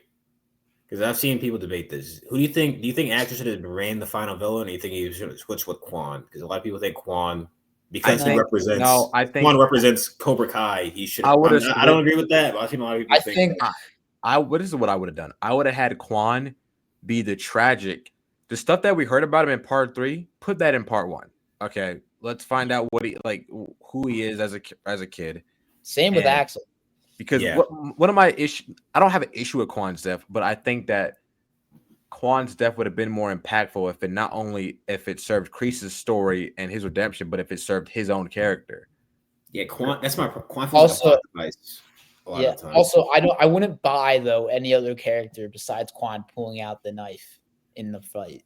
Even Axel. Yeah, I can't see Yeah, him. exactly. Yeah, I And would have. whoever pulls out the knife deserves to die. So Yeah. I would have changed it to where like Axel is more of an asshole. You can still keep the gray, but cut out the bit of him trying to like he's mad that Miguel is in a relationship. Cut that shit out. Like just they should have just done a more of a backstory with him where he's had literally nobody in his life be nice to him, and Sam's just the first person to be nice to him. Yes. Like, don't Here's make what it a they whole love triangle thing. Here's what I Just think make they should have done. Because the way they set up Quan to me was always intended to be a parallel to Robbie in a way. Like a kid who had no one and just basically would have Robbie just like lost himself to all that anger he has inside and never recovered from that. And then you should have made Axel a more of a direct parallel to Miguel. That's what I would have done. Because those are their rivals. So I feel like they should have kind of represented a different path that Miguel and Robbie could have taken. And Yoon should have been that for Hawk too. Like while we're at it, like do that. because I think with Silver, he said it to Axel. He was like, "You care so much about Samantha LaRusso's opinion of you." I was like, I kind of like the angle, like he does. Yeah. I like the angle that he does care about, her like opinion of him, like her yeah, exactly. I think what they didn't want to do, you can tell they definitely toward the idea of like Miguel's has more of an issue with him. Like they probably didn't want to go the whole rabbit hole of like, oh, you're kind of like Miguel's kind of like, you know, regressing as a character. Like in season 1, he's like, why is this guy like, you know? Yeah. But I get it, but I just would have changed it to where like he's not mad about like change it to where like Axel's not upset that they're dating. Like make their rivalry more personal. Just make it. I would have just leaned more toward, and they did just lean more towards the idea that Miguel's just avenging Robbie for what Axel did. Yeah, that's another thing. It didn't really feel at first. It did with the look he gives Axel in episode 13, which is cold. That look he gives him is cold. Yeah, that cold. That like after that, you don't really get the sense that like. Well, when he's talking to Johnny, he says, "I can't wait to get back at Axel for what he did to Robbie." Yeah, and then Johnny's like, "Don't worry about that. Like, fight for you." I mean, I get what Johnny said. I get why he said that. Like, don't let yourself get distracted by that. But it's like, I don't know. Should be his. It would felt more personal if they hammered that home. Motivation. Yeah, because he is taking around. He took Robbie's spot. Yeah, and it's like the Stanford thing was always red herring. We find out that he didn't even need to win the fight against Stanford anyways. He's not even going to Stanford. He's not going. Is. He is going. He's going. Not... He's going to go to the summer thing. Oh, he'll go. No, I mean, he's not going to go for a full year. He'll go for like I guarantee you when they bring these characters, inevitably when they bring these characters back, he's not. I don't think he's going to go. I think he'll go for like a program, like a year, like maybe, but I don't think he's going to go like 4 years. I just don't see it. I think he's going to go. I think he's going to take a semester off. Yeah, I think he'll go. Maybe study abroad in Okinawa. Yeah. No, but I'm saying like they were having like a big hard on for it. I don't think it's gonna be. It's like the same thing with the whole freaking MIT shit, and they ended up not like. I just don't think he's gonna be like. I don't think he's gonna be on campus at Stanford. I'll just put it at that. He'll do something with it. I just don't think he's gonna be on campus. I think he will. I guess. I don't know what he's gonna do with that prize. I don't know what the hell he's gonna do with that prize money if he doesn't. Yeah, I can't just see him not. I don't know. No, because this is the vibe I got. It is the high school relationship thing where you can't base the rest of your life off your high school girlfriend. No, definitely. But it's like he wanted to go to Stanford for a minute since season 4 at least.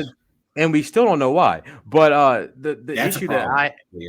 no, but I'm not saying that obviously you don't base everything off your high school relationship, but it's like they keep delaying it and delaying it, like everything. Like in season 6, it's like okay, like the ending is like we're gonna go our separate ways, but I'm gonna go to Okinawa with you. It's like, oh my god, here we go. Like, I don't know. It's just like Yeah. you didn't need to stand for storyline. I'm sorry, I'll stand by that. You didn't need it. It could be a one-liner thing where he wants to get in, but Jesus Christ, man. yeah. What was I about to say? All right, so should we talk about like the show like as a whole now, like our favorite characters, our favorite Oh, moments? well, let's get into the episode where we resume because we went backwards. We were in right before the Johnny Oh yeah, fight. where we at? The training montage we talked about. Oh, we haven't talked about Johnny V. Wolf, like actually. Yeah, that's one. I really like the locker room scene. Before. That was a great callback, yeah. I think it was like, first of all, I think Louis Tan was really good in that, who played Sensei Wolf. He was really like menacing and scary there. Like you thought he was like, his goal was like to kill Johnny. Are you talking about his locker room scene? Yeah. Yeah. That was another parallel to Karate Kid 1. It was Johnny that was Daniel. Yeah, I love that. It made you actually think Johnny could get hurt and not win. And I think that was a really good build up to the fight. And also threw Johnny off, which I like. Like Daniel is the one to bring him back down, but with Cobra Kai. Like I love that. So yeah, the locker room scene I think was great. And then when they all run out in Cobra Kai gis, all of them. That was sick. That was awesome. The characters you never thought you'd see in Cobra Kai gis, like Sam, Daniel. That shit. Dimitri was that scene that was funny. That was hilarious. I didn't like it. That was hilarious. I like when he ran out at the end. That was funny. Yeah, like his hair's all messed up. I didn't care for it. I don't know. I mean, you had to wrap that relationship. Yeah, they did it with the scene prior. They did it with the scene before the fight. They should have never even had. They should have never even had the stuff with embarrassment. That was unnecessary. Like the whole. Yeah, dance with the. Yeah. Why would he even do that? Like that doesn't make sense. It should never have to happen. No, my issue with it is that right after Johnny, don't stick right there. Just stay right there. He wins. Do not pan to the crowd. Don't do that shit. I don't need to see Dimitri run out with Yasmin at post oatmeal. Okay, we don't need to see that. Speaking of, we forgot one scene, another dumb comedy scene when Mitch is eating the. Oh my god! The chip during the. Why did they do that? They're just embracing fat people. No, that's really what that scene was. Like, yeah, fat people are funny, right? Like, what's fat? It's funny that they'll eat nachos during the. That kind of goes to another problem I had. Sorry to derail us. I think that they should have the impacts of Kwan's death should have felt more. Yeah, it was not there. It was there for one episode. That's it. They did not care. There was only one character that was outside of the Korean stuff that was fucked up by it, and that was Daniel. They did not care about that. Like, no. This is why the episode should have been longer, because he, after one conversation, he's like, you know what? Okay. You know what? You're right. Back. And like you have Sam, Miguel, and Robbie. Like, yeah, let's do it. Bring it on. And it's like, bro, you just watch someone die in front of you. like, what are you talking about? Like, you just I told Noah this earlier. What they should have done, Sam, Miguel, and Robbie should have had a conversation to themselves about what they want to do. Then they decide to. They go. I would have interaction with just Daniel. They're like, we want this, didn't you? Yeah. It's them who decide. Because like they kept saying, like Johnny kept saying in that episode, the kids want this. I'm like, why won't they fucking say it then? Like, I mean, episode 11. Go back to that. There was two amazing silver scenes. The test drive scene. Oh, I love that. That was great. So good. That was like unexpected. It was very silver. And him going to LaRusso's house. And that was crazy. That was such a good scene. Like Johnny went with Johnny. What the hell, bro? Johnny says, "You trust me?" He said, "Yeah." And then Silver walks in. That was fucking crazy. I'm surprised Daniel was like, "What the fuck?" That kind of goes up. That kind of shows how much he trusts Johnny because, like, Yeah. I think it's season 3, 2. Like, he would have crashed. He was like, "You brought who in my house?" Like, yeah. But also, it made it make sense why the tournament happens in the valley. Because at first, I'm like, "How the fuck?" They picked it. Yeah, but it made sense the way they wrote it. They tied in Silver into it. They're like, he's dying. He wants this to continue. He'll go as far as letting Johnny and Daniel decide where it is. And I just wish. I agree. Like, I think they should have had at least some of the kids. I would have had 2 of the kids want to do it. Like, out of the 4, 2 of them want to and 2 of them don't, or 3 of them want to, like something like that. Yeah. Where, like, well, Robbie needs it because he doesn't. Robbie needs it. Yeah. Miguel doesn't necessarily need it, so maybe he's the one that's like, I don't know. Sam, same thing. Well, no, I would have Robbie and Sam be the ones that are more like, yeah, let's do it. And I like the fact that Tori was kind of like iffy on it, and that I think Miguel should be kind of iffy on it too. Because I feel like I see people make the argument that, like, yeah, they didn't know Quan. He was a dick to all of them. They hated him. So it makes sense they don't really care. I'm like, for like 2 scenes. Maybe I'm just I don't know. Maybe I'm a little sensitive, but I feel like even if somebody I hated died in front of my eyes, I'd be kind of messed up by that. Traumatizing, yeah. Especially in a huge fight. Yeah, out of control fight. Like, here's the thing. Yeah, Quan really only like messed with Robbie. He didn't really mess with everybody else. I mean, messed with Sam a little bit in that one scene. Oh yeah, but you get the point though. It's like when Tori, I'm mostly going at people that like are arguing against the whole like them not feeling bad. It's like, well, no, these are good people. They would feel bad for Quan's like death. Yeah. I also think I would have.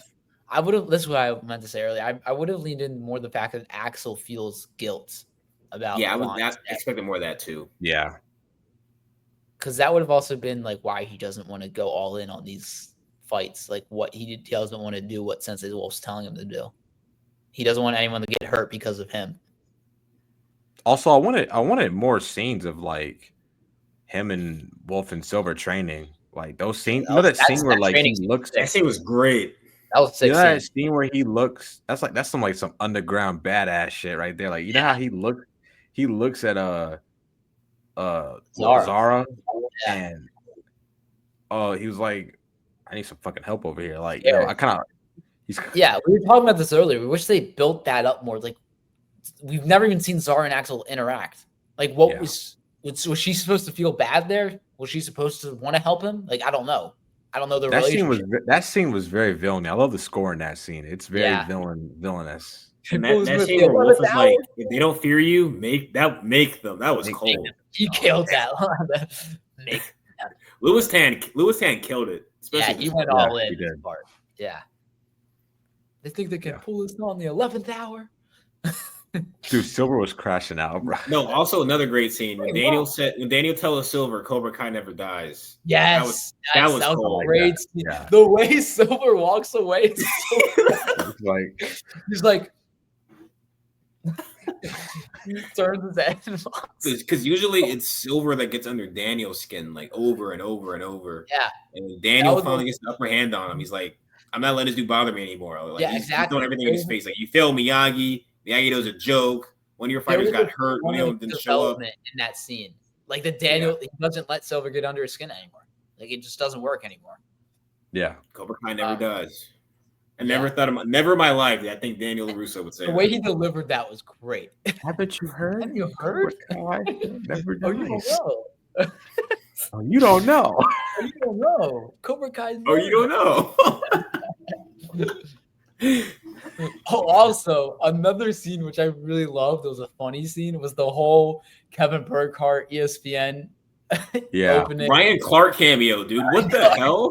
That was so funny. Could you imagine they got Stephen A. Smith? Oh God! I would have turned the TV off. Who was on crack?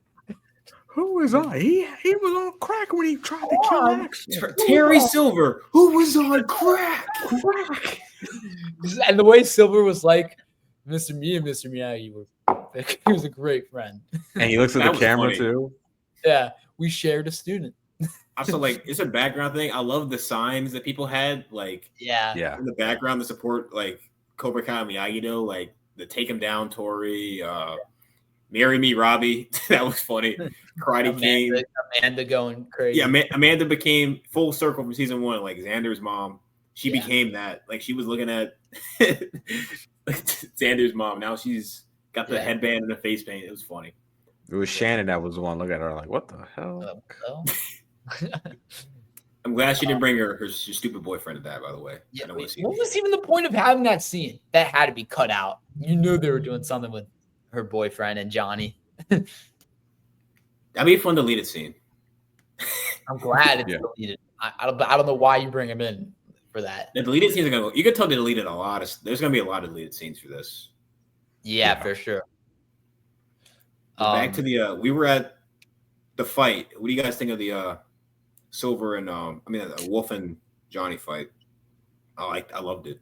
I loved it. Yeah, I thought it was good. Yeah, I like that it was classic first to 3 points. All Valley rules. Yeah. I think that was the best thing to do. It was I'm so glad that he didn't do the cranking again. I'm so glad. Thank God. A lot of people saying that they wish he did it. That would have been, first off, too cheesy, too on the nose. Second off, Wolf is not an idiot. Why would Wolf, a professional fighter, ever fall for that? Like, that would have been into that shit. That would have been insane. That would have been like insane levels of plot armor if he did that. That would have been crazy. Yeah, I thought it was. Yeah, I don't know how Johnny did it. Wolf had so many illegal hits on him, and I don't know how there wasn't at least a point deduction. But that was a trash ref. That was a terrible ref. He is awful. He was trash. No, because first in the Robbie and Axel fight, Axel clearly did that on purpose. Like, it's not. He grabbed his knee and pulled it and twisted it onto the ground. Like, dude, that's not. It's more so. He got tangled up. I will say the way they filmed it, like, it did look like they didn't get tangled, but like he did make it seem like it was an accident. But yeah, because they both landed on the ground. They both landed on the ground. That's why. But Vidal is a shit ref, though. No, like, he lets Johnny like Wolf is just unloading on Johnny, and it's like Mike and Daniel in Karate Kid 3, where like the ref, like, he's just hitting him below the belt in the back of the head. Like what are we doing? The Wolf and Johnny fight, he was a shit ref. Like, it should have been the point deduction, like when he hits in the back of the head. Yeah. You're like, what the fuck? He's like, warning. It's like, no, point deduction, motherfucker. No. Like that could be disqualification. Yeah, but also point deduction. Yeah. And like, he was gonna kill Johnny. That would be the Shaolin Sunset. Like, that move can like kill people. It was more. I think the best moments of that fight were when he went to the sideline and Daniel was full Cobra Kai on him. That was great. That was the best part of the fight. What dojo are you fighting for? You know what I kind of wish? I kind of wish Miguel. He didn't have to say anything to Johnny, but I would have liked him to tell Daniel. I would have liked Miguel to tell Daniel how he like you know how he acts. Like, instead of Chosen, I would have liked Miguel and Robbie to have been like, okay, like, yeah, like, okay, you got to say this to him. He doesn't know. Miyagi-Do is great. It doesn't work like that for him. As a motivator, it doesn't work for Johnny Cobra Kai. Thank God Daniel finally came to a senses that both ways can work. Took him too long. Which he already did in season 5 until again this season. Learned it a few times, but I couldn't stand Daniel this season. I liked him in part 3, not the first two. I love the scenes with Sam in this. He finally realized his daughter. Yeah. Yeah, I love how Sam realized way before him that he doesn't need to fight. His speech to Robbie was great as well. No, I said this to you the other day. Sam did learn something that he should have learned. It took him 40 years to learn. Yeah. Like, come on. Yeah. I'm trying to. And also, I like how Daniel was like so on board of Johnny going back as Cobra Kai. Like, he bought back the dojo. Yes, I love that.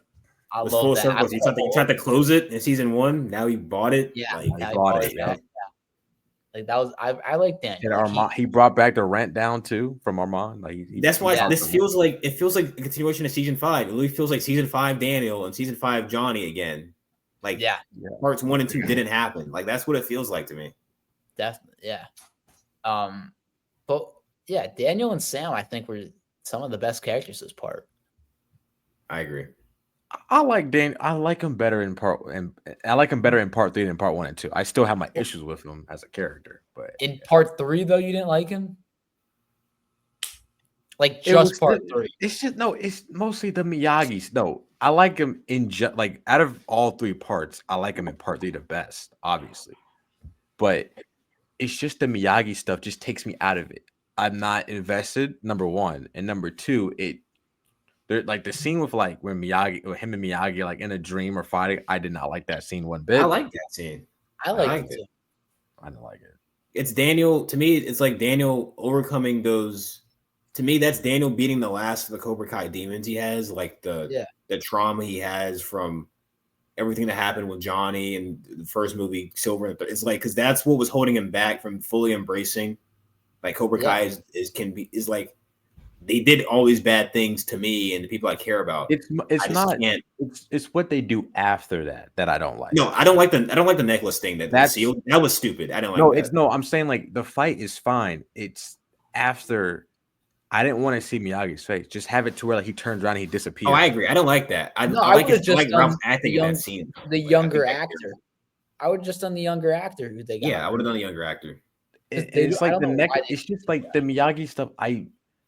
The way they wrote it this season, it felt like they were trying to give Daniel something to do outside of the tournament stuff. Yeah, definitely. That's my issue with the whole Miyagi stuff. I still really like the idea that he killed someone in the tournament because that explains why he never wanted Daniel to fight.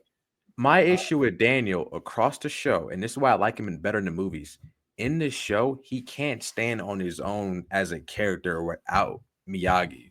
Yeah. That's my like wherever they write him, it always like has to be like Miyagi. Like give me more moments with him and his daughter. Like that's which we got a lot though in this part. Yes, I agree. That's why I like him better in part 3 than part 1 and 2. But yeah, no, I definitely. There's no doubt there.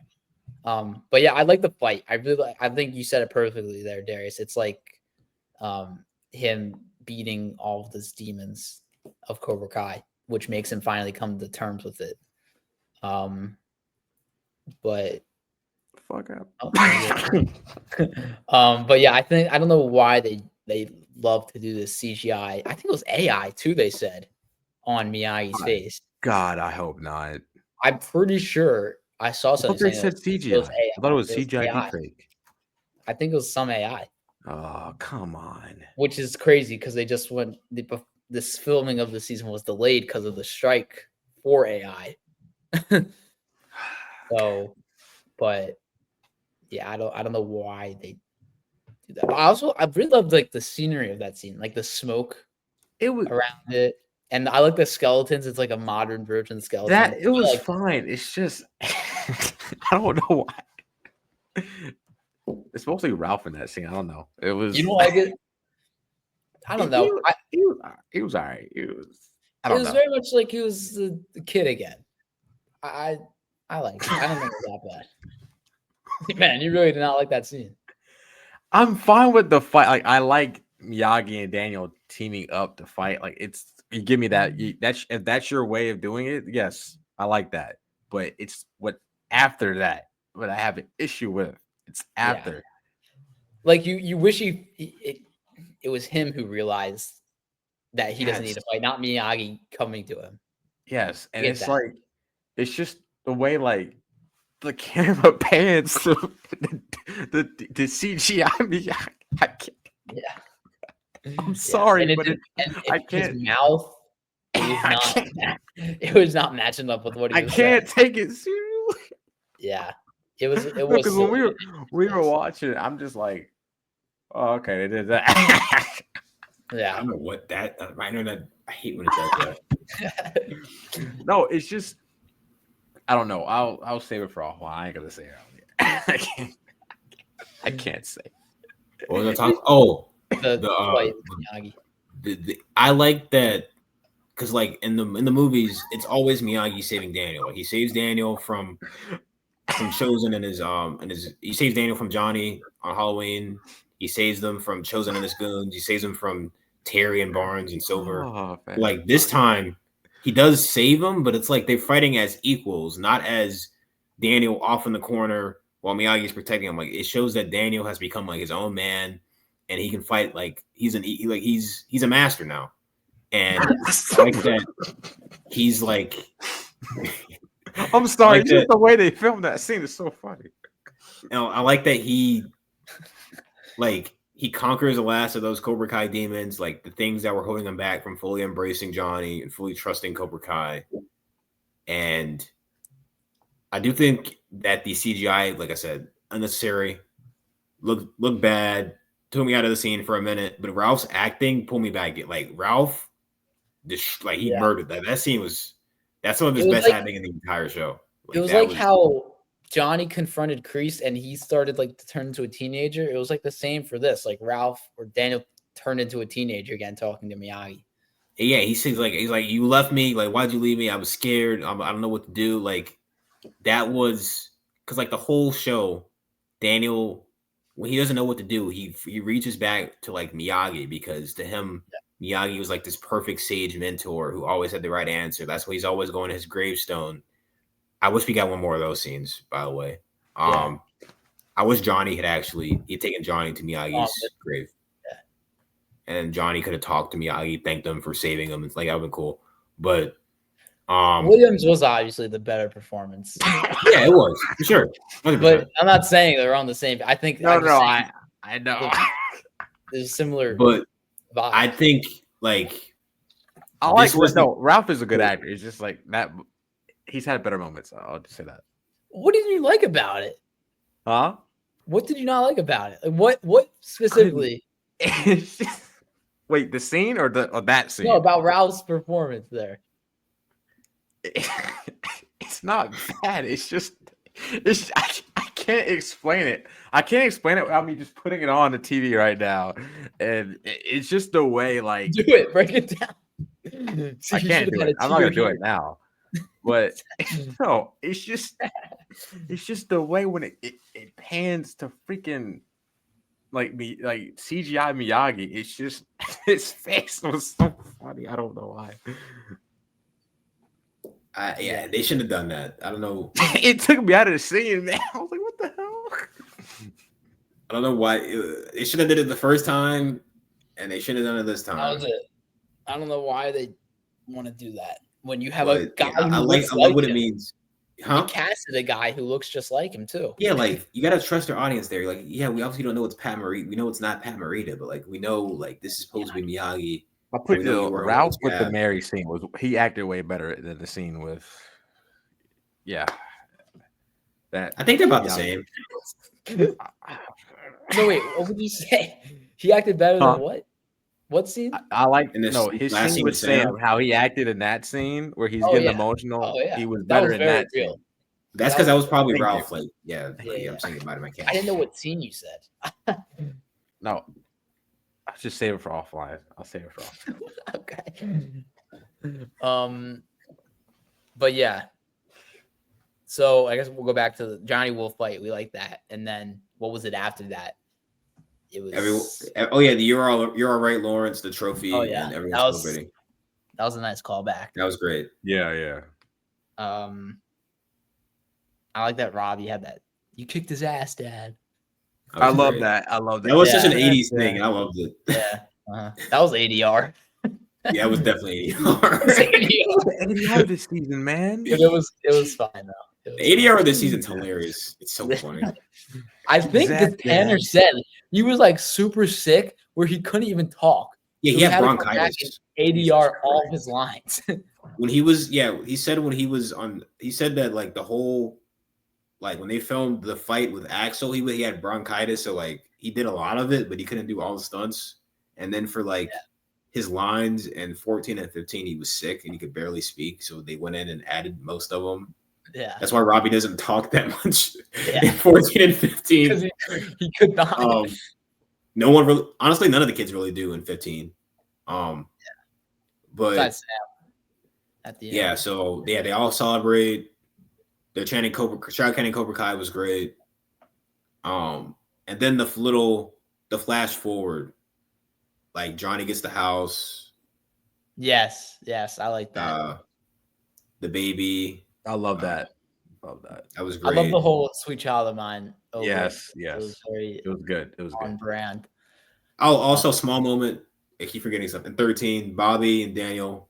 Oh had yes, one that was yes. great. That was cool. We should go back to that Bobby. I really like Bobby and Johnny scene Oh, in the church? Yeah. in the church. That was like a very realistic conversation with like your old high school buddy. Yeah. Like, what were the names of those two chicks you got? And like, I love that he said the it whole at the wedding end. scene there was so sweet at the end of that episode. I do kind of wish they got a proper wedding just so we could have seen it, but I did like it. Was very Johnny. That was very to do Johnny. Yeah, that. exactly. It was Very Johnny to do that, like on the spot. And you had the plan to take your breath away from.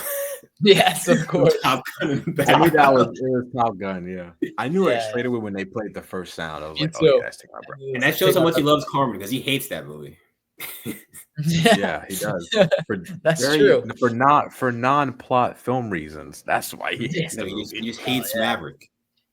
He hates. How do you hate Maverick? Because Maverick reminds him of Daniel. Not playing. Yeah, honestly, yeah. Yeah, because he's Iceman in it, and Daniel's even though Maverick acts more like Johnny and Iceman acts more like Daniel, but whatever. A little bit. Yeah. And then what do we see? Miguel getting the Stanford sweatshirt, Sam getting these what's it called? The size. Yeah. That was cool. That was cool. odd. They were sick. They went at it on that sparring deck. Yeah, they did. The camera pans and like they're both laying back. I was like, oh shit.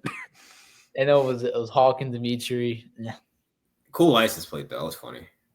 He got the strip that he wanted when he talked about that in season 2. That was a nice callback. They took inspiration from Too Fast, Too Furious on that. I'm just saying. Yeah. Brian O'Connor. Yeah, they did. Definitely. That was his car. Robbie and Tori filming their commercial. They had cool geese. That was cool.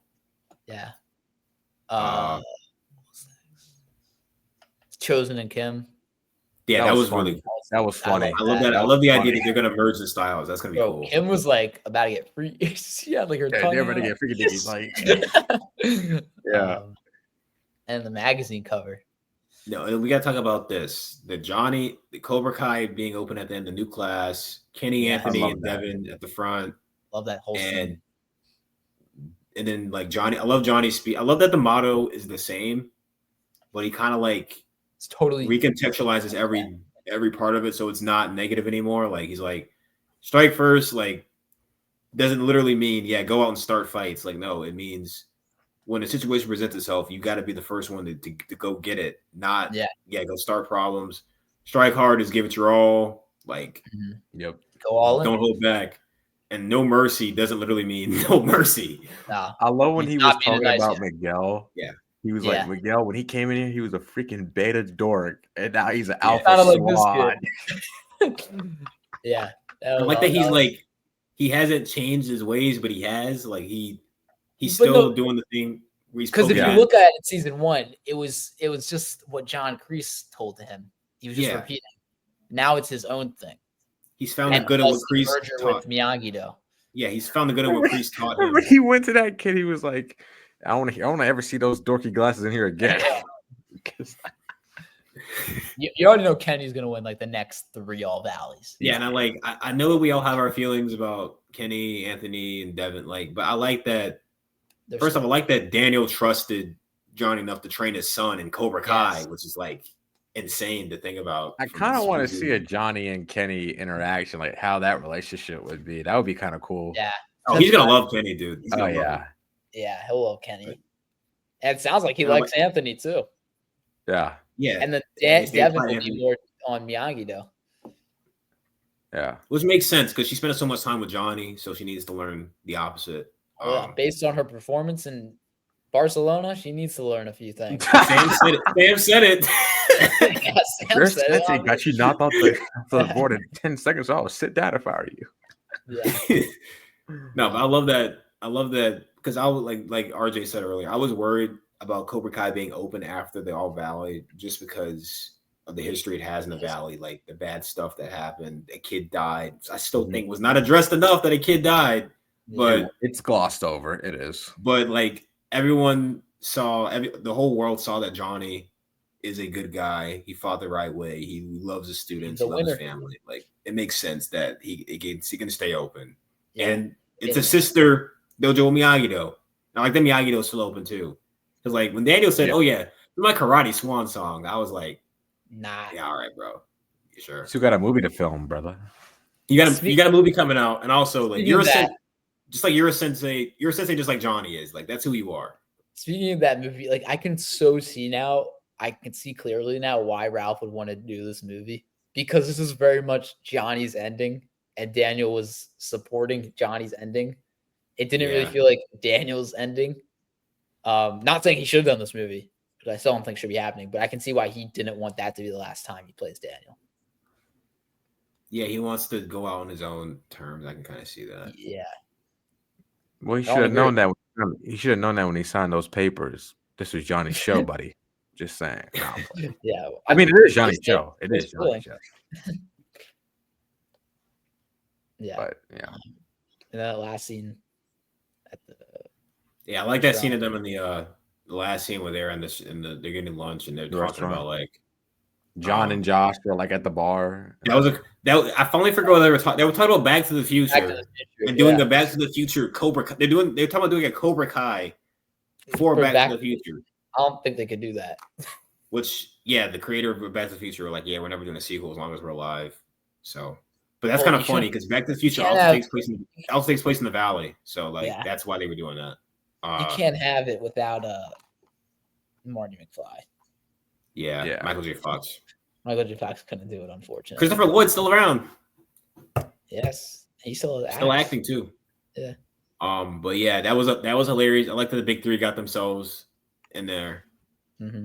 I like the pawn shop guy and that was a nice touch. The convenience store guy, like they were in there. That's a nice touch. Watching Johnny, because that means that they get beers together like regularly, I guess, and it means they complain about Johnny all the goddamn time because Johnny's always annoying them. Yeah, that was a nice touch.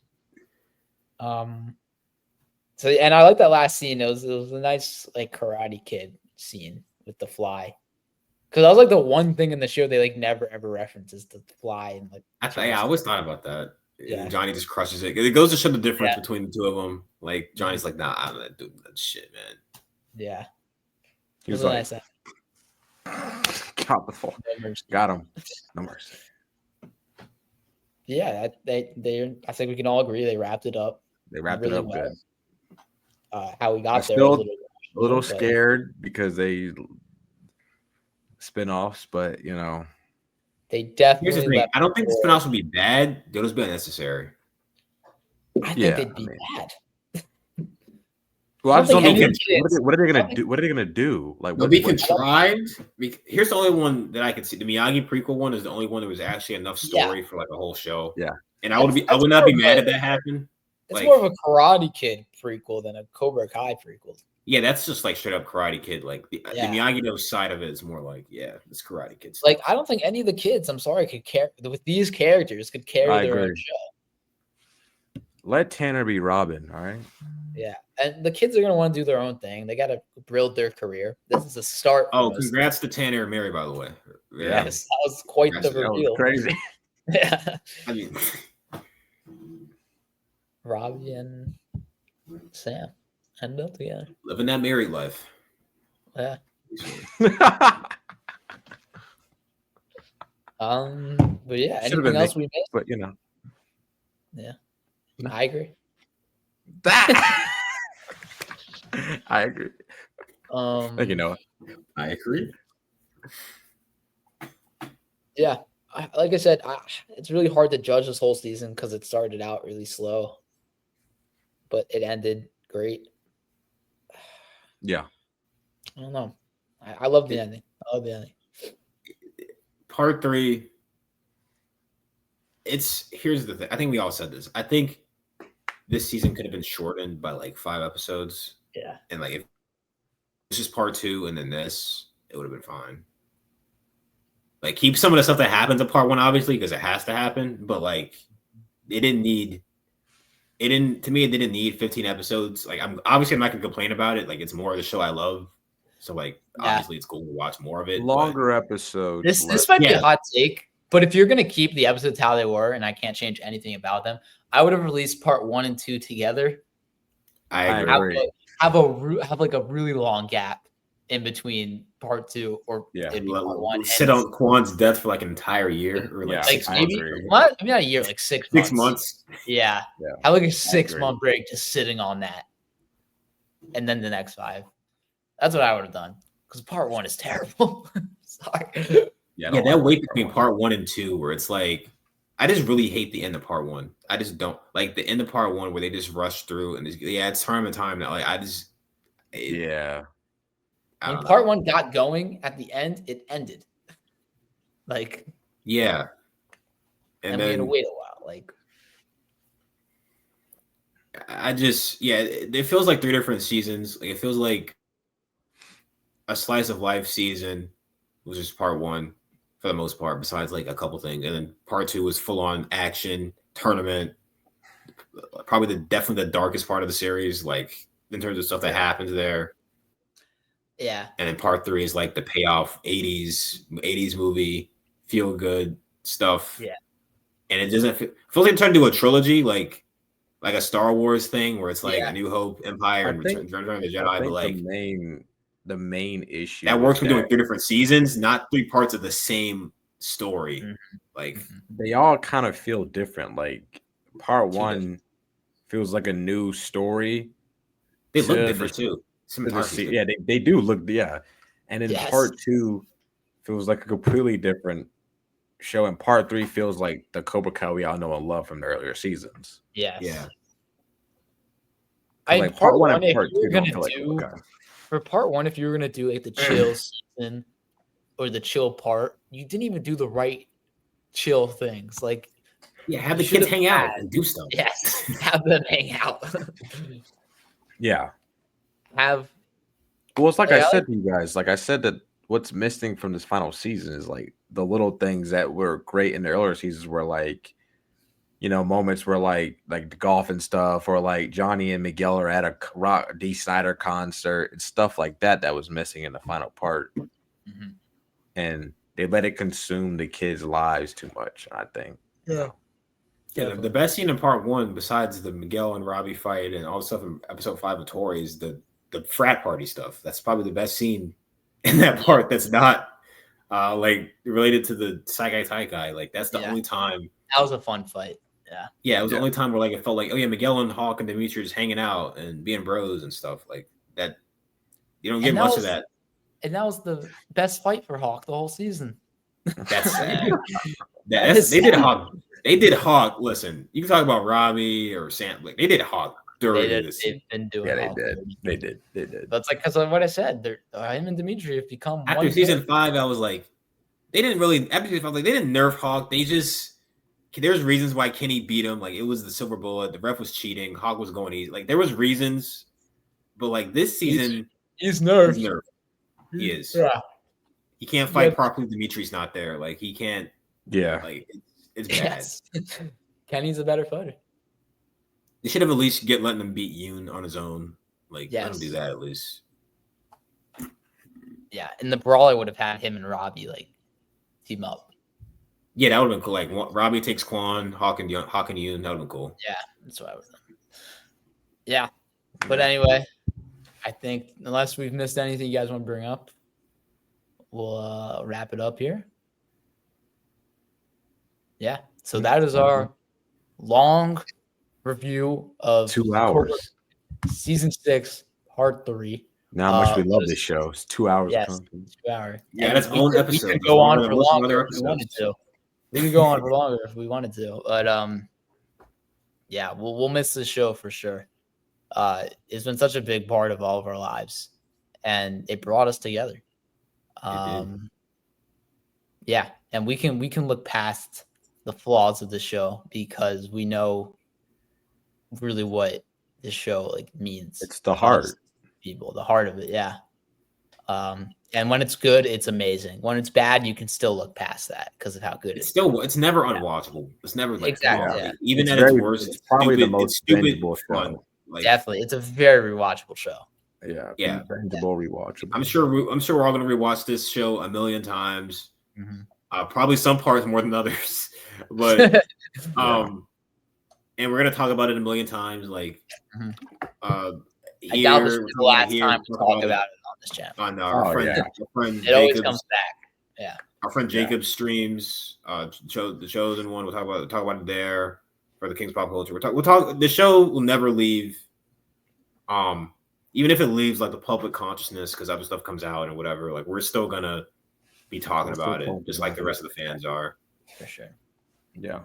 But yeah, I owe a lot to the show.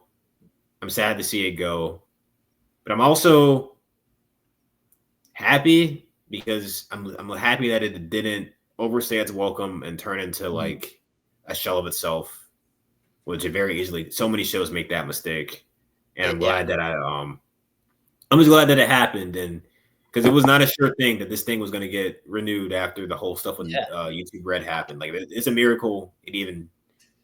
There's Still even on. is season 3, 4, 5, and 6. Like it's a miracle that even happened. So yeah, they ended on their own terms. Most shows can't say that, especially today.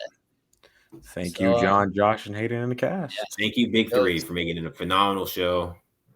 Yep. And yeah, I don't think there'll ever be a show like this again. No, I agree. Yeah, it's a very special type of show. I think there's gonna be a lot of copycats that try to do this kind of thing with other stuff. Yeah. They already tried. There already is one. It's called Mighty Ducks. They already tried that. Yeah, and tried it with so many nostalgia-based stuff, and it doesn't work. Ghostbusters tried it. Like, Saved by the Bell even tried it. I didn't even know about that. Wait, Zoe 101 tried it. Yeah, iCarly. Apparently, that was good though. iCarly was good from what I heard. Yeah. But yeah. Anyway, guys, let us know down in the comments down below what you guys thought of Cobra Kai, the whole season or part 3 or whatever you want. And yeah, thank you guys for watching. We'll be back this weekend covering all news. There's a ton of stuff. A lot of stuff. Yeah, we got Invincible to talk about. We got the new Captain America movie. We got a whole bunch of award season stuff. Yep. Upcoming stuff. So much. There's so much to talk about, and we'll have a jam-packed episode next week. Some Odyssey stuff came out today too. Yeah. First look at Matt Damon's character, and he's Odysseus. He's the lead. Oh yeah. So yeah, a bunch to catch up on next week. We'll see you guys then. Thank you for watching. See you next week.